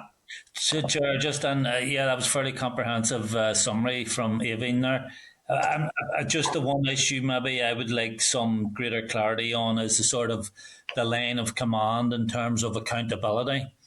Because Ricky, when I asked him about who was responsible, he sort of suggested it was the EA. But if this is a strategy and a cross-cutting strategy, it's maybe a bit unfair just to point the finger at the EA. And it would be good if we had some clarity about that clear line of command. Who's going to be accountable? Who's the person who puts their hand up and says, this is my responsibility around waiting lists. It's my job to get them down or to manage them or whatever, We'll see clarity on that then, Deputy Chair. Thank you. Thank you. Okay, members, any other suggestions for actions or content to agree those as set out? Agreed? Okay, thank you. I'll try to move us as promptly as I can then through our remaining agenda items. Members, agenda item 7 is correspondence. Can I refer members to page 94? We have 18 items of correspondence and a summary note at page 96. Clark, do you want to speak to the correspondence? Sure. Members, item 7.4 on page 119 is a response from the Department about special educational needs numeracy support and school transition. If you're content, we can note this and forward the response to the correspondent who raised that. Agreed. 7.5 on page 123 is a response from the Department about the impact of COVID-19 on children and young people and providing some more information on the primary school counselling pilot, which we've discussed this morning. Do members want to take any action on that for now, or are you content after that briefing? I would be content to note that just at the minute. Thanks. Thank you, Pat. Item 7.6 is a response from Nikki regarding the impact of COVID-19 on children and young people. Nikki is doing some work on that comprehensive review, and they plan to publish at the end of August. Members, are you content to schedule a briefing from Nikki once it has published that report? Agreed. Agreed. Thank you. Item 7.7 is correspondence from the Committee for Communities regarding physical literacy and PE in schools, and asking whether the committee has conducted any work on that issue, and requesting that it be shared. So members will note that the research that this committee had commissioned, it was in today's pack again. It was published last week. That deals a lot with physical activity in schools. The committee has also taken evidence from the department, groups such as Healthy Kids, and the governing bodies about their programme. So if you're content, shall we respond indicating that the committee shares these concerns about physical education and referencing the work that it has carried out so far? Yes. And could I also propose that we write to the Department of Education to seek the most up-to-date data with regards to pupil access to the recommended PE hours per week across all age groups? Agreed, Chair. Members content with that, yeah? Yes. Yeah, I think we have to be proactive in this matter and seek assurance from the department that they are going to engage and implement a strategy that ensures every child has access to a requisite number of minutes per day of physical activity. Yeah. Like I said, I know motions are non-binding, but the Assembly did pass a motion that included, I think it was an SDLP motion actually, possibly a DUP. Anyway, had an amendment proposing that the Education Minister consult on making the recommended PE hours per week mandatory. It might be worth asking although we wait until the new one comes in to ask. Maybe it'll be the new one by the time the email reaches them. You could maybe ask about a follow-up to that Assembly motion as well then, Clark. Members content? Yeah. Okay, thank you. Thank you. Okay, so then item 7.7 on page 200 is correspondence from NIPSA raising concerns regarding events that have come to the fore in relation to the General Teaching Council. For Northern Ireland, the committee is planning to meet informally with union stakeholders on the 6th of July. But members, I think you might wish to forward this one to the Minister for comment. Agreed, yeah. Thank you. Very, very briefly, it's very, very hard to see how we're not in the circumstance where GTC needs to cease and be urgently replaced. I don't say that lightly. In the meantime, obviously, there are staff and board member welfare to be considered. So, let's forward that to the Education Minister for urgent response to us. Agreed? I've hung in 15 minutes longer than I'd said I had to go at 5 to 1. I've hung in another 15 minutes or so. I'm going to have... Sorry, I missed that, Robbie. I think we're almost finished here. Thank you. Cheers. Is it okay for Robbie to hang on for a sec? Go ahead. We're almost done, Robbie. Thanks. Okay, sorry, right, so we'll do that. Then there are several items in a row, 7.12, 7.13, 7.14 and 7.15 from heads of science raising concerns about changes to arrangements for assessing GCSE science. And I propose that we forward this to the Minister and CCEA for a reply. Agreed. Great. Yeah, item 7.16, members, is an invitation from the Duke of Edinburgh Award to the Duke of Edinburgh Centenary event on the 10th of June 2021, which is Thursday. As the Chair has a clash in engagement, the invitation is open to other members to attend. Please, if you want to do so, use the registration details in this letter to sign up for the event and let me know that you've done that so that I can liaise with organisers to get you a formal invitation. Okay. Thanks, 7.17 on page 213 is a response about delivery of speech and language and occupational therapy services. Correspondents are asking that the committee refer their questions to the joint health education oversight group in PHA.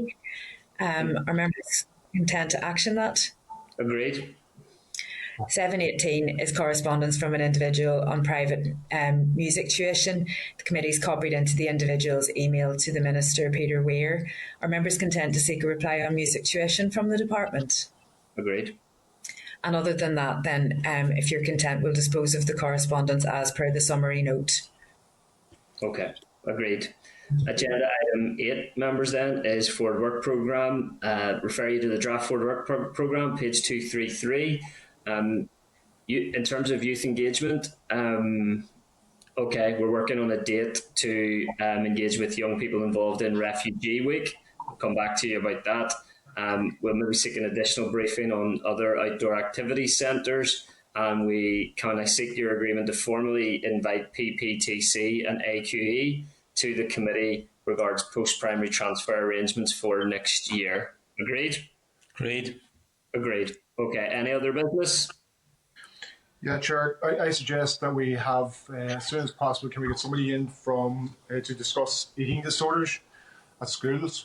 I just had an approach from an advocacy group recently that it's not being dealt with appropriately, and there isn't enough education on the issue. I think we need update on ourselves very quickly, and also I think we should write to St Pat's College Dungannon to applaud the principal in terms of the news piece we saw this week, in terms of the ethos and the culture created there around newcomers and how they're all cherished and supported to be the best they can be. I think our education committee should write to the principal and applaud her for the work that school is doing.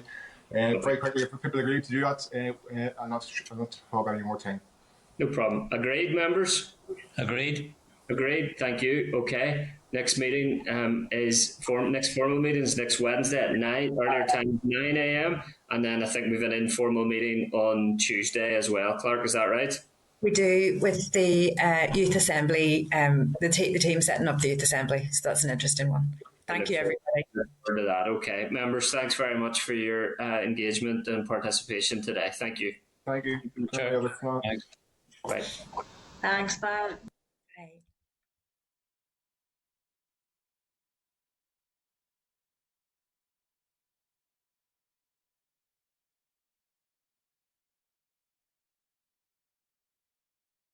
Now in the Assembly, Senate Chamber.